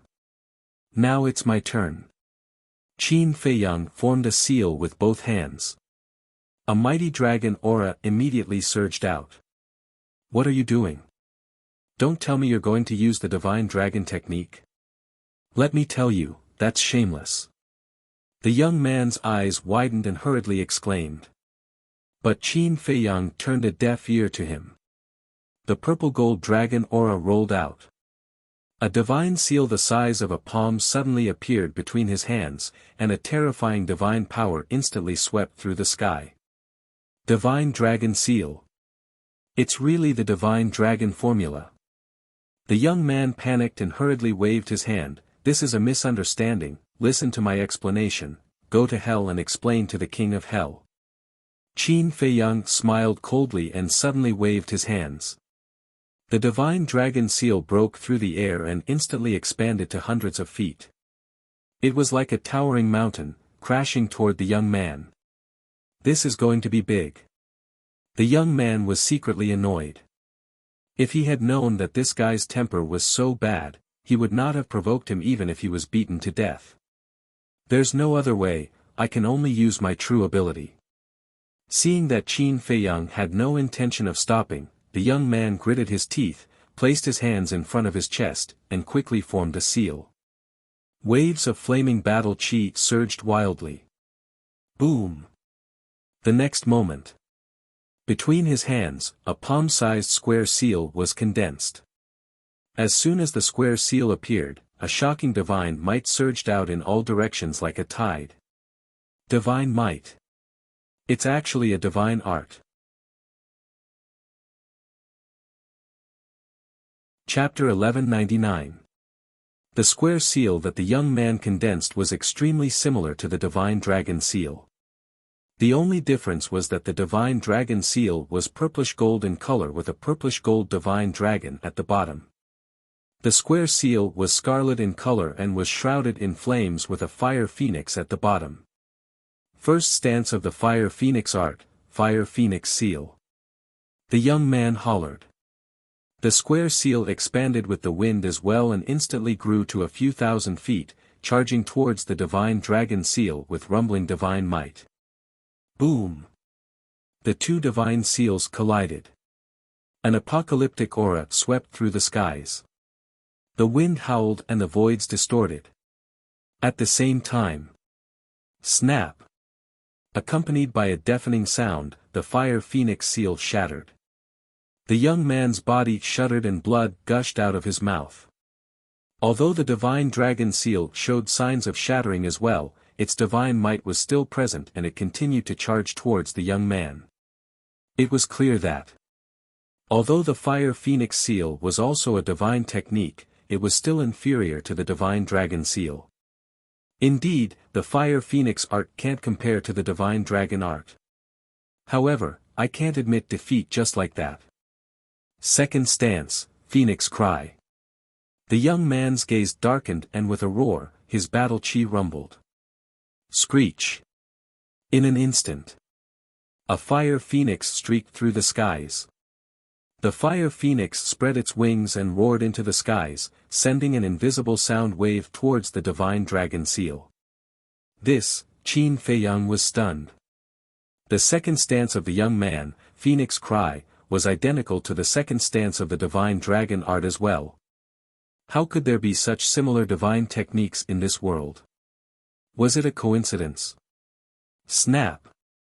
Against the impact of the sound wave, the divine dragon seal finally shattered, turning into a rain of light that scattered through the skies. Qin Feiyang, how about we make a bet? If you win, I'll be your follower. If I win, you'll be my follower. The young man provoked. Qin Feiyang did not reply. With a wave of his hand, purplish-gold dragon chi surged and a purplish-gold divine dragon appeared with a mighty dragon might. Roar! The divine dragon coiled in the skies and let out a loud dragon roar that reverberated through the skies. Immediately, a sound wave roared out and collided with the sound wave emitted by the fire phoenix. Poof! The young man immediately spat out a mouthful of blood, and his body staggered backward. The fiery phoenix above his head shattered on the spot. I'm not interested in you, but I am very interested in your deity incantation. Qin Feiyang's eyes flashed. The sound waves roared, instantly drowning the young man. Ah, the young man immediately howled miserably. It was as if countless sharp blades were cutting into his body, causing blood and flesh to fly everywhere. Looks like I still underestimated the divine dragon technique. The young man panicked and shouted, "Stop! I surrender." Qin Feiyang turned a deaf ear and asked, "Who are you? What are you here for?" The young man said, "I'm here to become sworn brothers with you." Become sworn brothers? Qin Feiyang raised his eyebrows and snorted coldly, "Even now, you still dare to fool me. You really don't know the difference between life and death." The young man said anxiously, "I'm not messing with you. I'm really here to become sworn brothers with you. Put away these sound waves and listen to my explanation." Qin Feiyang was indifferent. "If you don't stop, I'm going to die. If I die, it will only be your loss." The young man was burning with anxiety and annoyance at the same time. Why did he come here to play with fire? Qin Feiyang stared at the young man and suddenly waved his hand. The sound waves that trapped the young man instantly dissipated into nothingness. The young man hurriedly took out a healing pill and swallowed it. Qin Feiyang's eyes flashed. The healing pill that the young man took out actually had 6 pill veins. Swish! He took a step in front of the young man and stretched out his hand. Seeing this, the young man's expression changed. Like a frightened rabbit, he retreated dozens of feet away and waved his hand. "It's really a misunderstanding. I came with good intentions." "I really didn't see your good intentions." Qin Feiyang's gaze was aggressive. The young man sighed helplessly and said, "Let me put it this way. I'm here to cooperate with you. You really are one of Lu Xingqian's people. Qin Feiyang's eyes flashed with a cold light. One of Lu Xingqian's people. The young man was stunned and puzzled. What do I have to do with him? Let me tell you, I don't like him at all. Qin Feiyang was surprised.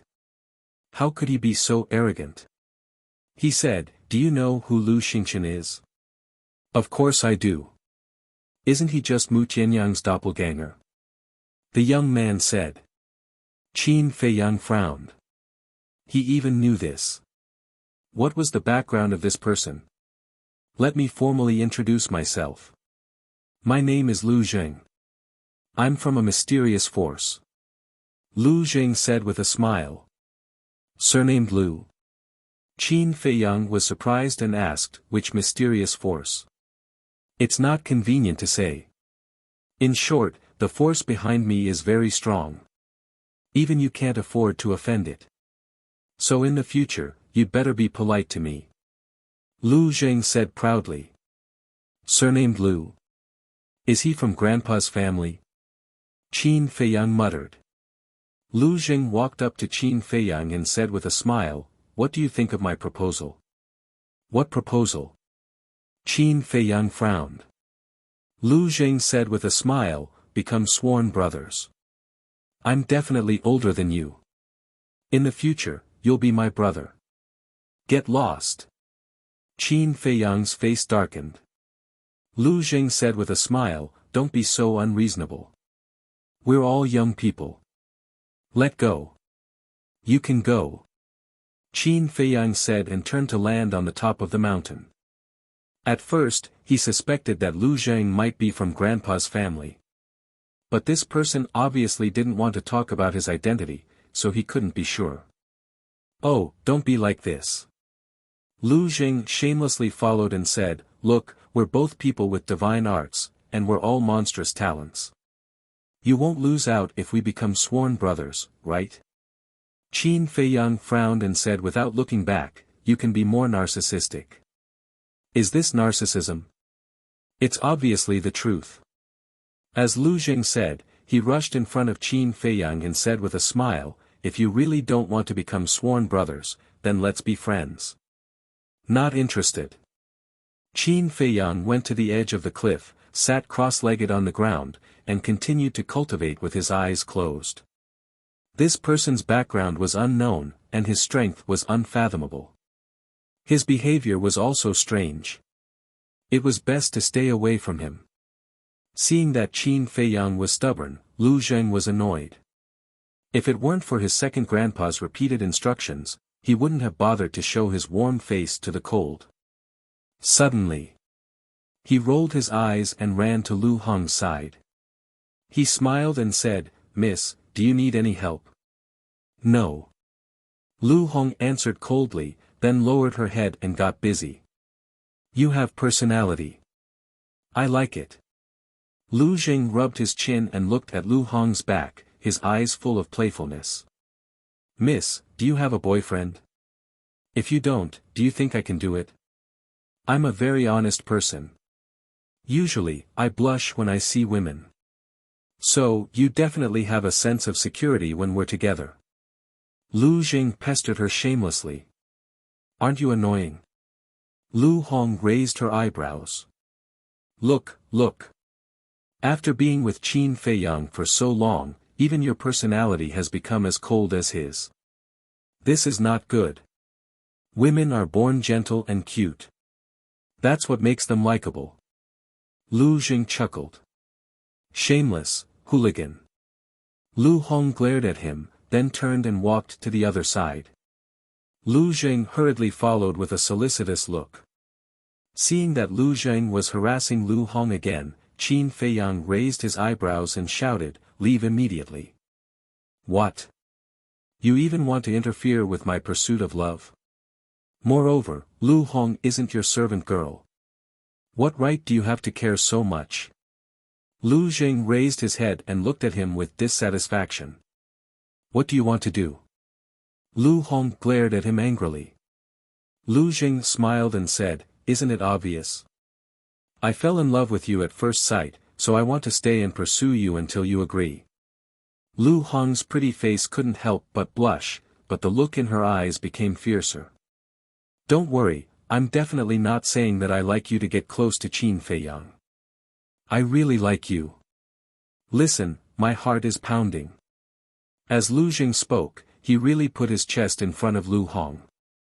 Lu Hong was about to go crazy. Qin Feiyang said, ignore him. Lu Hong took a deep breath, nodded to Qin Feiyang, and continued to busy herself. Lu Jing continued to pester her. Qin Feiyang also looked at Lu Jing silently. He wanted to see what this person wanted to do. Next. Lu Jing didn't leave. He kept circling Lu Hong. It seemed that he really liked Lu Hong. But Lu Hong always looked at him coldly. She only felt annoyed. Time passed like this, day by day.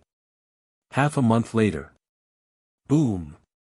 A powerful saintly aura suddenly erupted on the mountain peak. Lu Hong and Lu Jing sat opposite each other at the coffee table beside the small wooden house. When they heard movement, they immediately turned to look at Qin Feiyang. They saw that Qin Feiyang's cultivation had already stepped into the 8-star battle saint realm. Lu Jing retracted his gaze and looked at Lu Hong. He asked, when did he break through to the 7-star battle saint realm? Lu Hong glanced at him indifferently and said, half a month ago. Half a month ago? Isn't that when I came here? Damn, breaking through a small realm in half a month, what kind of monster is this guy? Lu Jing looked at Qin Feiyang in disbelief. Don't speak ill of him. Lu Hong said angrily. He, it seems that you care about him a lot. But he doesn't seem to be interested in you. You should consider me. Look at me, in terms of talent, I'm not much worse than him. In terms of handsomeness, I can completely crush him. Why aren't you moved at all? Lu Jing looked at her with a puzzled expression. Lu Hong rolled her eyes. After spending half a month with him, she realized that other than being a little narcissistic and arrogant, this person did not have any ill intentions. So her attitude was not as cold as before. However, she did not dare to let her guard down. After all, one could not judge a book by its cover. At the same time, Qin Feiyang opened his eyes, withdrew his saintly aura, and turned to look at Lu Jing. Hi. Lu Jing waved his hand in greeting. Qin Feiyang ignored him directly. He had already gotten used to this person's shamelessness these days. He retracted his gaze and scanned the mountains below. There was a faint trace of excitement in his eyes. He had finally become an 8-star battle saint. He could take the 9-turn dragon blood pill now.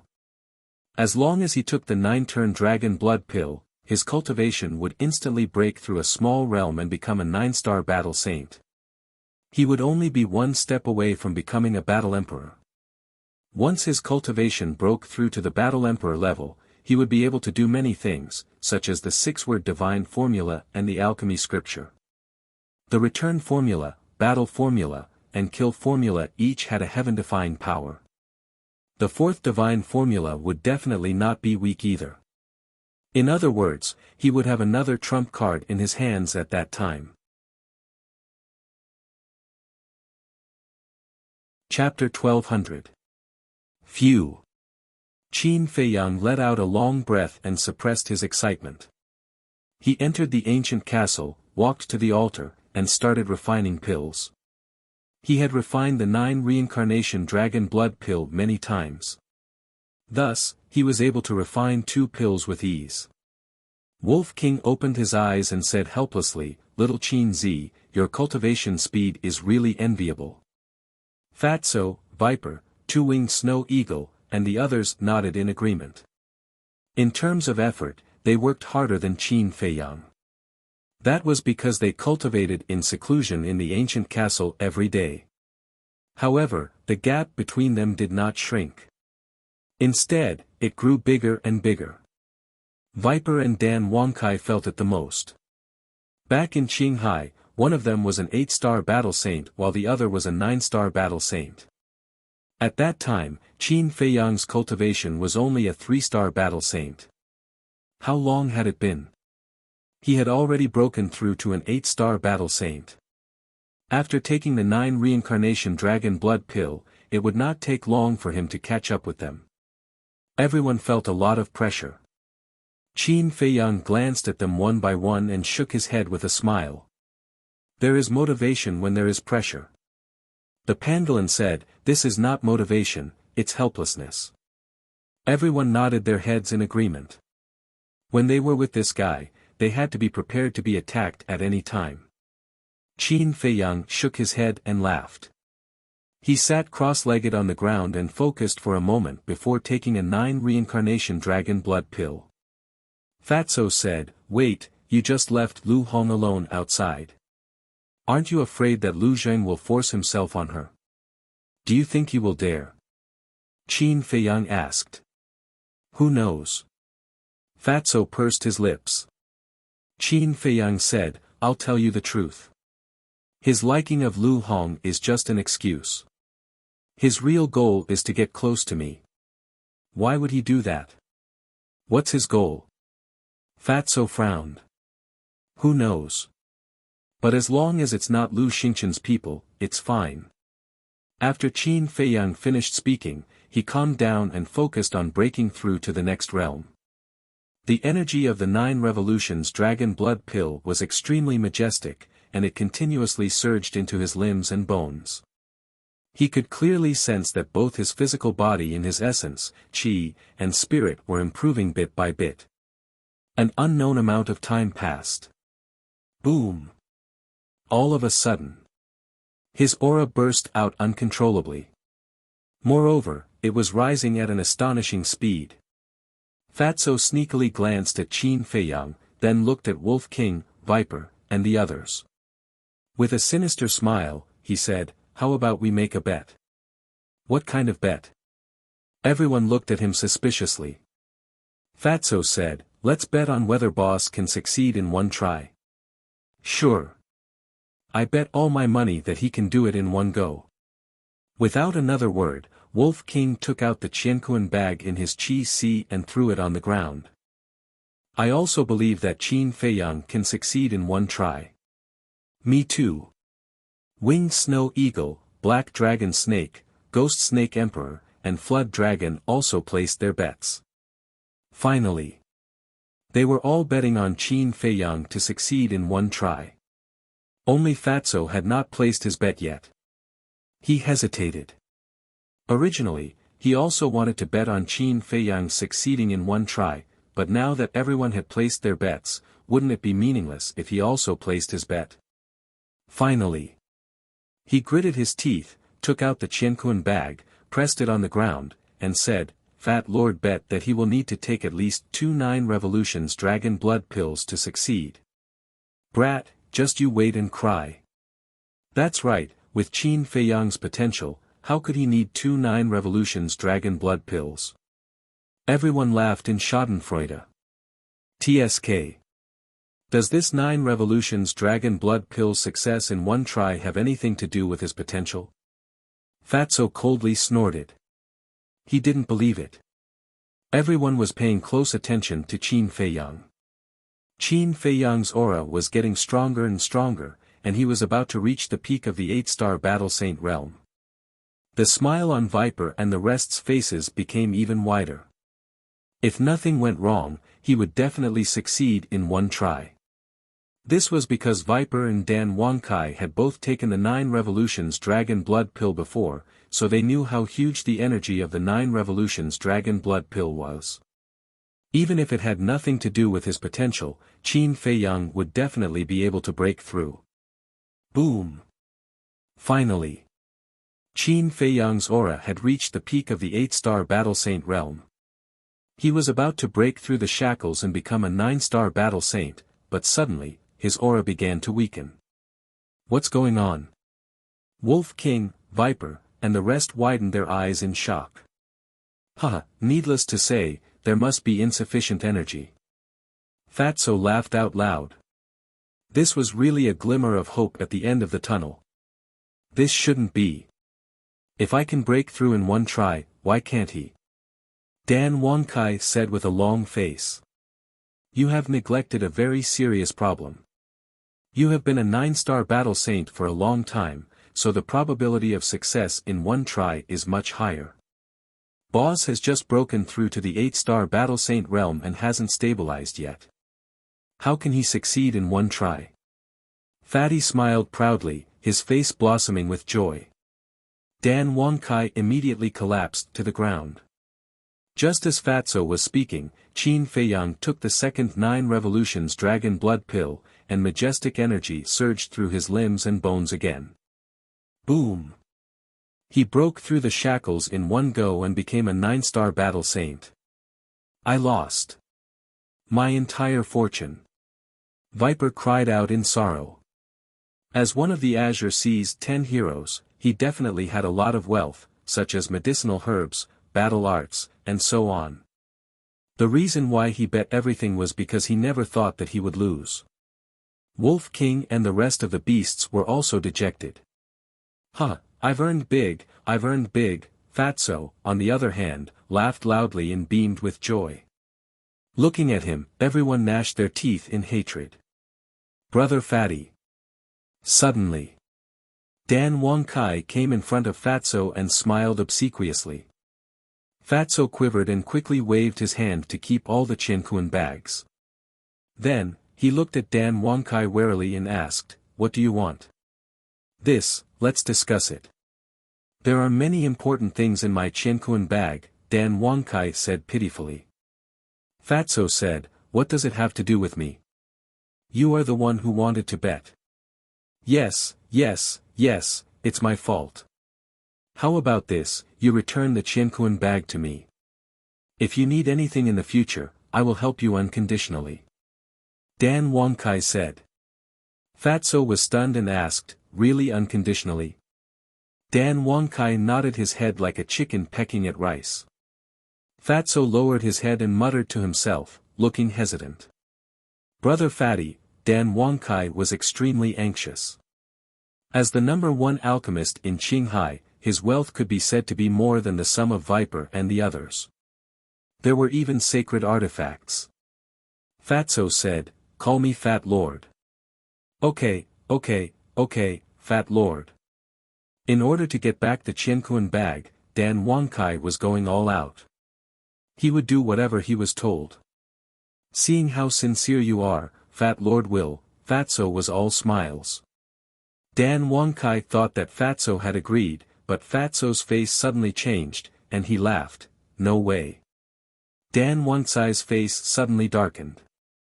Fatso said proudly, "This was won by Fat Lord fair and square, why should I return it to you?" "Damn Fatso, you're a bastard." Dan Wangkai roared, stomping his feet in anger. "How about it? I'm a bastard." Fatso didn't care at all, and was extremely proud. Looking at his arrogant appearance, everyone wanted to rush up and beat him up. At this time, Qin Feiyang opened his eyes and looked at Wolf King, Dan Wangkai and the others speechlessly, and said, "You guys reap what you sow." Although he was breaking through, he could clearly see what everyone was doing. He could only say that compared to Fatso, these guys were still too young. Everyone immediately lowered their heads, extremely vexed. Qin Feiyang was too lazy to care.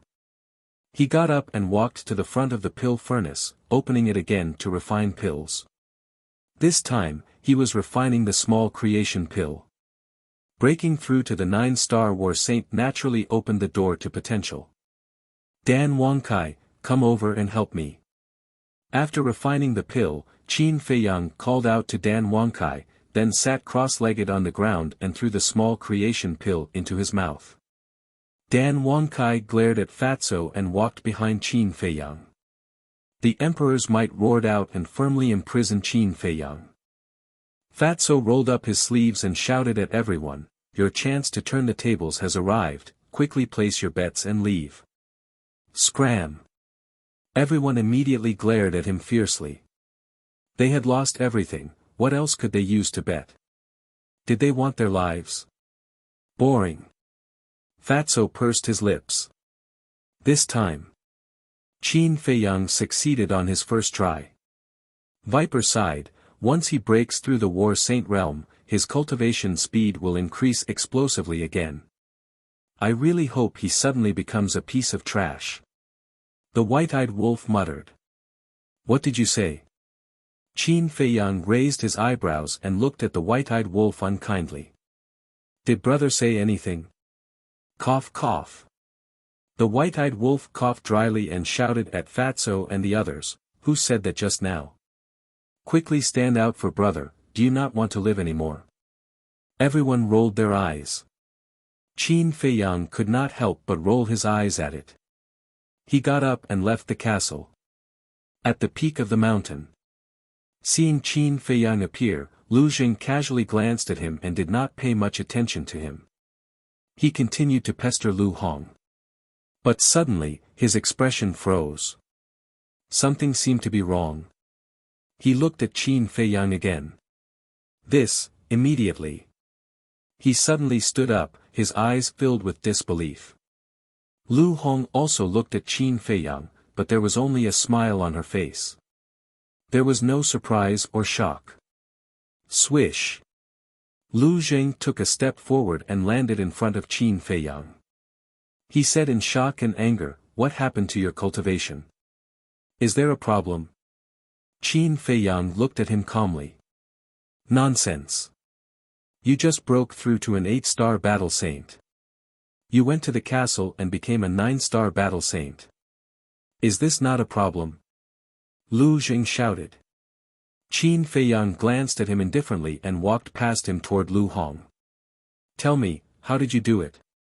Lu Jing chased after him, his eyes full of suspicion. Qin Feiyang suddenly turned around, grabbed Lu Jing's clothes, and tore them into pieces. Lu Jing was not the only one who did not expect this move. Lu Hong was also shocked. Qin Feiyang's gaze was fixed on Lu Jing's chest. There was a dark gold potential imprint there. What are you trying to do? Let me tell you, I'm not interested in men. You'd better watch yourself. Lu Jing panicked. He quickly protected the potential mark and looked at Qin Feiyang warily. He obviously wanted to change the topic. Chapter 1201. Of course.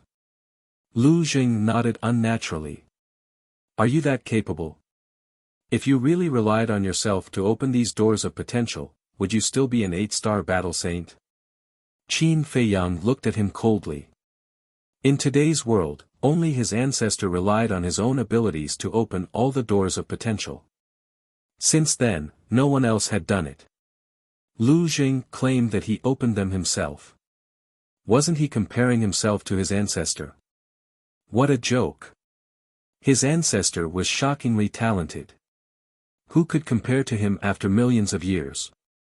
Hearing this, Lu Jing looked rather embarrassed. Tell me, where did you get the potential pill from? Also, is Lu Jing your real name? Qin Feiyang narrowed his eyes, revealing a dangerous signal. He began to suspect Lu Zhang's identity. No. From the beginning, he had never believed this person. Although the Lu family was powerful, they had always been hidden from the world. Very few people knew about them. But it was not that no one knew. For example, Lu Xingqian, the state preceptor, and so on. They all knew of the Lu family's existence. Therefore, he could not rule out the possibility that this person in front of him was deliberately arranged by them to get close to him. Lu Zhang might be a fake name. I will never change my name. Lu Zhang is me.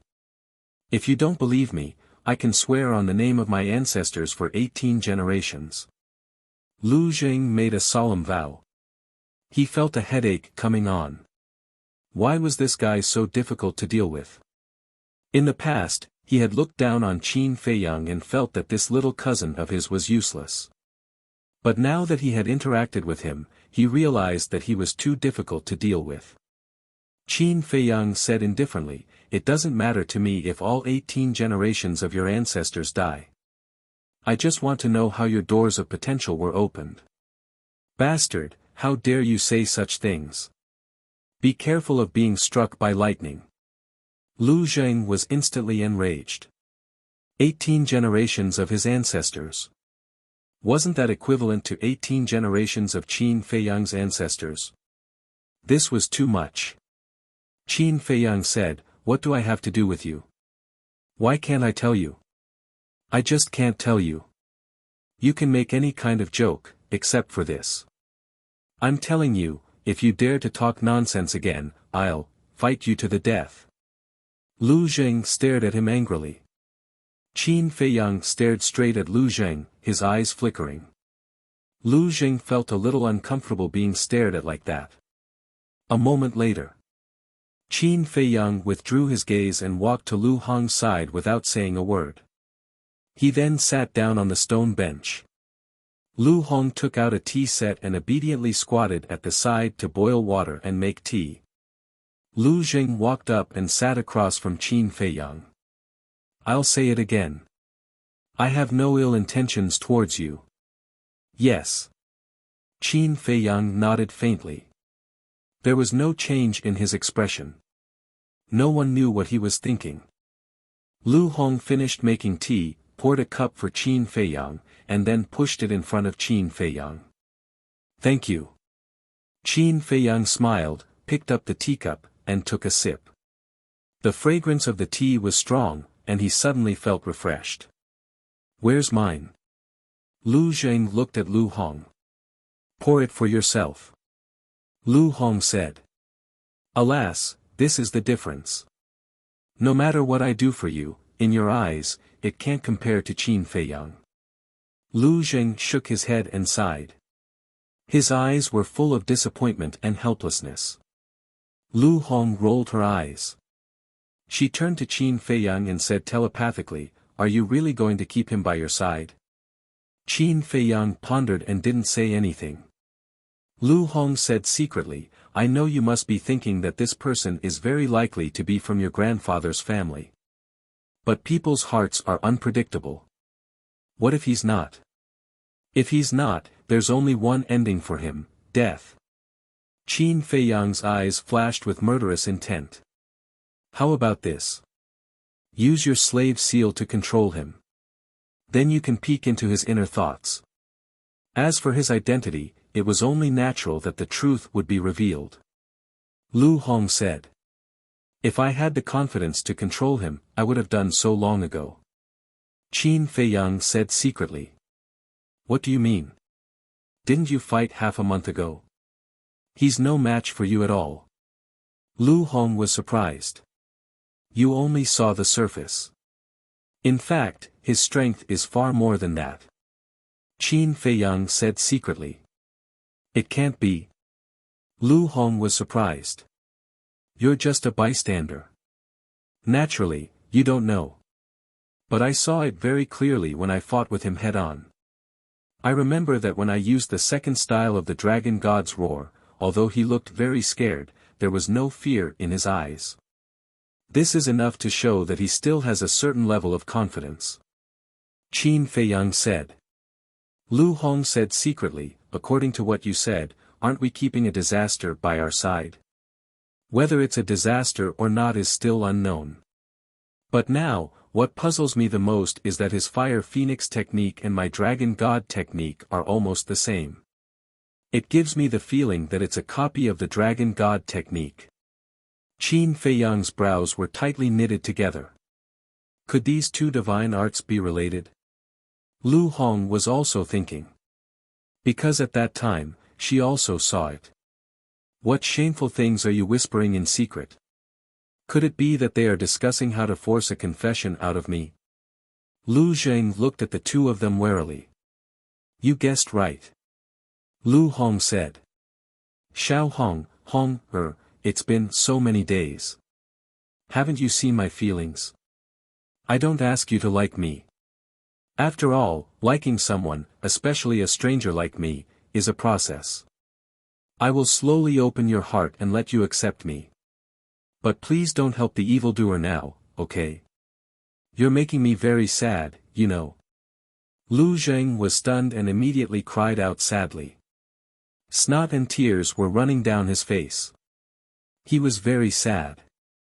Lu Hong's face was dark and blue veins were popping out. It was a pity that this guy didn't become an actor. Suddenly, Qin Feiyang looked up at Lu Zheng and said, "Do you want to hear a story?" Lu Zheng was stunned and asked suspiciously, "What story?" There was once a young man who was a proud son and even had a chance to inherit the throne. But all of a sudden, everything changed. Father didn't like him. Not only did he destroy his cultivation, but he also expelled him from the family and became an abandoned son, Qin Feiyang said lightly. Lu Zheng stretched out his hand and said, "Wait, isn't this talking about you?" Qin Feiyang ignored him and continued, "Those years, he was desperate and helpless. He didn't know how to live. He hated everyone in the world, especially his maternal grandfather's family." What the hell? What did his maternal grandfather's family do wrong? Why did he hate them so much? Lu Zheng frowned and looked very unhappy. The young man's maternal grandfather was a very powerful old man. There were also many powerful people in the family. But when the young man was in dire straits, not only did they not help him, they didn't even visit him. Tell me, if you met such a family member, wouldn't you hate him? You have to know that the young man was only 10 years old at that time. Can he bear this kind of pain? Qin Feiyang looked at Lu Zheng calmly as if he was talking about something that had nothing to do with him. Lu Zheng was speechless. Although the young man didn't say it, he always hated them in his heart. And he was also a very strong-willed person. No matter what difficulties he encountered, he never thought of asking his maternal grandfather for help. Maybe in his heart, he had already cut off this family relationship. Qin Feiyang said lightly. Nonsense. Lu Zheng suddenly stood up and glared at Qin Feiyang. He shouted, "How do you know that they didn't care about you or visit you? They just didn't show up. You are indeed a member of the Lu family." Qin Feiyang's eyes flashed. Lu Zheng was stunned. His expression suddenly changed. He accidentally let it slip. He said in a low voice, "Are you setting a trap for me? You only realized it now. You are too slow." Qin Feiyang sneered. Lu Zheng was extremely annoyed. He exclaimed in his heart, "Second grandpa, it's not my fault. This kid is too smart. It's impossible to guard against him. Grandpa, is he okay?" Qin Feiyang looked at Lu Zheng and asked. Lu Zheng sighed helplessly and nodded. "He's okay. Do you really hate us?" Qin Feiyang smiled and said, "I used to hate you, but not anymore." Lu Zheng breathed a sigh of relief and said, "Actually, we did appear. It's just that you didn't see it." "When?" Qin Feiyang asked. Lu Zheng said, "When you were beheaded in public, second grandpa personally took Uncle He and me to the imperial city to save you. But in the end, we saw that someone came to save you, so we didn't do anything." Qin Feiyang nodded in realization and said, "Then how should I address you?" Lu Zheng said with a smile, "Call me cousin." Qin Feiyang looked at him unhappily. Lu Zheng said, "I'm not joking. I'm really your cousin." Qin Feiyang said helplessly, "Okay, I believe you. But why do you have to hide your identity? This is second grandpa's order. He doesn't want to hide it from you. He wants to hide it from the people around you. For some reason, our Lu family can't attract the attention of the imperial palace. So second grandpa is worried that the people around you will leak the secret." Lu Zheng said. "So that's the case." Qin Feiyang mumbled and said with a smile, "Don't worry. Whether it's Lu Hong or the others, those who stay by my side are the people I trust the most." Lu Zheng said, "Then we're not wrong to be worried. After all, we don't know the people around you." Qin Feiyang nodded. That was true. He said, "But I don't understand. Why are you afraid that the people of the imperial palace will know? Lu Jing said, you have to ask second grandpa about this. I don't have the authority to tell you. Of course, second grandpa won't see you now. Qin Feiyang frowned and asked, the second grandpa you're talking about is my grandfather? No, no, no. Second grandpa is your second grandfather. Your grandfather is the eldest. The clansmen call him great-grandpa. Lu Jing said. Qin Feiyang said, then where is grandfather now? A cold light flashed in Lu Jing's eyes. He said with a smile, do you still need to ask? He's definitely in the village. The village? Qin Feiyang was stunned. Lu Jing said with a smile, our Lu family is a group of ordinary people. So we live like ordinary people. You're ordinary people. You must be kidding. Lu Hong rolled her eyes at him. Hong, if you're interested, I can take you there. But there's a rule in our village. Any foreign woman who enters the village must first marry a man in the village. Why don't you marry me? Lu Jing said with a chuckle.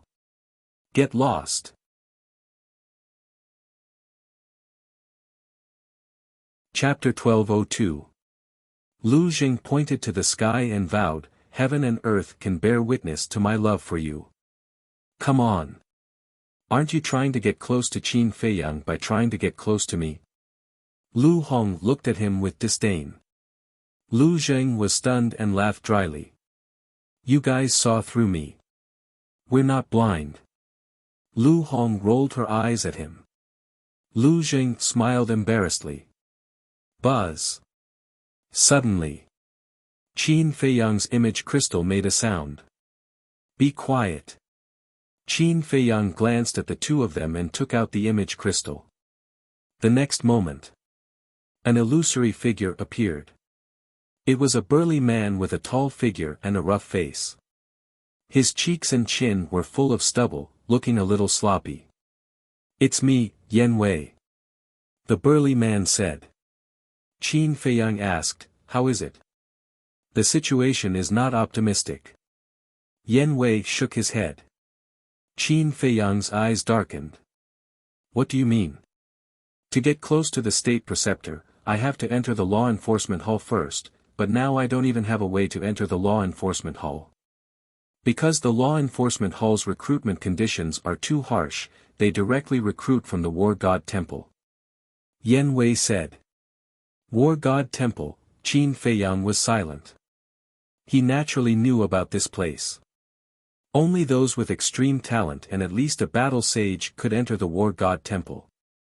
The most important thing was that the War God Temple never recruited from the outside.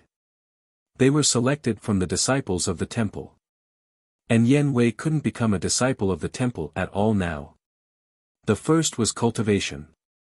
The second was age. It had already far exceeded the recruitment standards of the temple. I've already thought of many ways, even finding someone to get in through the back door didn't work, so I can only look for you to see if you have any ideas. Yen Wei was a little anxious. Don't worry, there will definitely be a way. Qin Feiyang comforted and lowered his head to ponder. What's going on? Lu Jing glanced at Yen Wei and then looked at Lu Hong suspiciously. However, Lu Hong didn't even look at him. She lowered her head and pondered. Suddenly, Qin Feiyang's eyes flashed. He looked up at Yen Wei and said, go find the imperial advisor and bring him here. What? Yen Wei was shocked. Lu Hong and Lu Jing also looked at Qin Feiyang in surprise. Wasn't bringing the imperial tutor here equivalent to digging his own grave? Qin Feiyang said, do as I say. It's best if you come back in an hour. I need to make some arrangements first. All right. Yen Wei nodded, and the shadow disappeared. Lu Hong withdrew her gaze and looked at Qin Feiyang with a frown. What on earth do you want to do? If we rely on ordinary methods, I don't know how long it will take for Yen Wei to lurk beside the imperial advisor. So we have to use some extraordinary means. Qin Feiyang said. Lu Jing said suspiciously, you want to use yourself as bait to help Yan Wei? Qin Feiyang nodded. Good idea. Lu Jing gave him a thumbs up. You call this a good idea? Lu Hong said angrily. It is. Think about it. After Yan Wei reports to the Imperial Advisor will bring people to capture Qin Feiyang. At that time, he will definitely reward Yan Wei. Yan Wei can take advantage of the situation and propose to follow the Imperial Advisor. And when the Imperial Advisor sees that Yan Wei has made a contribution, he may agree at once. It can be said that there is no other way more direct and effective than this. Lu Jing said. Lu Hong said, of course I know what you said, but this is too risky. I don't agree.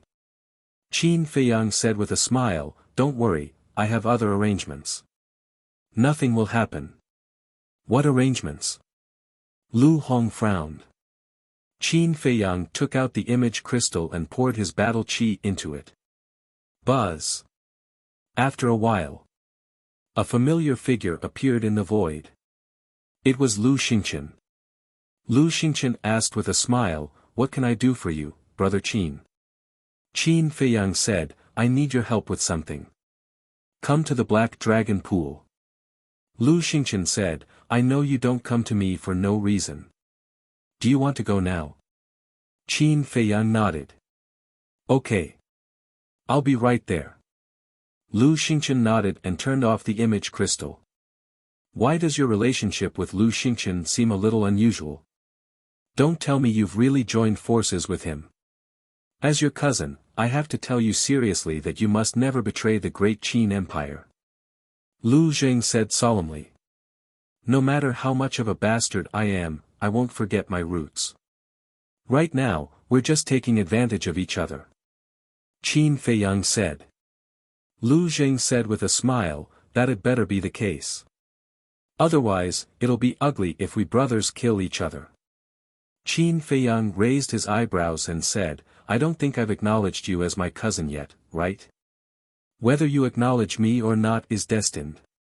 You can't run away even if you want to. Come on, call me big brother first. Let me feel it. Lu Jing chuckled, his face full of lust. Qin Feiyang directly ignored him. Swish. Not long after, Lu Xingqian arrived. He glanced at Lu Jing and asked in confusion, who is he?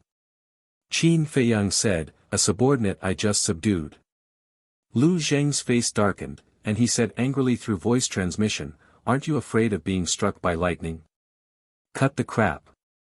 Qin Feiyang glared at him, then looked at Lu Xingqian and said, the state preceptor will be here later. Help me do something. What? Lu Xingqian was stunned and said in surprise, what the hell? Why is he here? Qin Feiyang said, don't ask. You just have to hide in the dark and save me before he kills me. That's not a big problem. But I'm thinking, are you planning something again? If you are, there's no need to hide it from me, right? Lu Xingqian frowned. What do you think? Qin Feiyang asked back. Okay, I didn't ask. I'll go to the Space Divine item first. Lu Xingqian smiled helplessly. Wait. Qin Feiyang reached out to stop him and asked, where is Renduxing now? Lu Xingqian said with a smile, tell me what you're planning. I'll tell you where he is. You can go to the Space Divine item now. Qin Feiyang bluntly asked him to leave. Lu Xingqian smiled and didn't linger any longer. In an instant, he disappeared without a trace. Lu Jing said through voice transmission, can he be trusted? If Lu Xingqian didn't help when the state preceptor attacked, wouldn't he be killed? Don't worry. He still needs me to do something for him. Although I don't know what it is, I won't leave him in the lurch. You go to the castle and stay there. Qin Feiyang said to himself. The castle. Lu Zheng's eyes lit up. He had been interested in this mysterious castle for a long time. Qin Feiyang waved his hand and sent Lu Zheng in. Then, he glanced at the top of the mountain and turned to Lu Hong. He said apologetically, "I'm really sorry. You've worked so hard to arrange everything these days. It might be ruined in a moment." "It's okay." Lu Hong shook her head. Qin Feiyang smiled and picked up his teacup. He chatted with Lu Hong while sipping his tea. Time passed quietly. When an hour was up, a terrifying divine power suddenly descended on the top of the mountain. Qin Feiyang's eyes flashed. He exchanged glances with Lu Hong and pretended to be surprised. He looked up and saw a white-haired old man standing in the sky. Yan Wei was also beside him. "Why are you here?" Qin Feiyang suddenly stood up, his face full of horror. Boom! But the response was a terrifying divine power. Qin Feiyang and Lu Hong were immediately imprisoned. Swoosh! The state preceptor took a step forward and landed in front of them. He sneered, "Let's see how you can escape this time." Yan Wei also landed behind the state preceptor. He glanced at Qin Feiyang and Lu Zheng and sneered. Qin Feiyang said in a low voice, "How did you know we were here?" The state preceptor pointed at Yan Wei and smiled. "I have to thank him." Qin Feiyang's gaze turned and landed on Yan Wei. His eyes flashed coldly.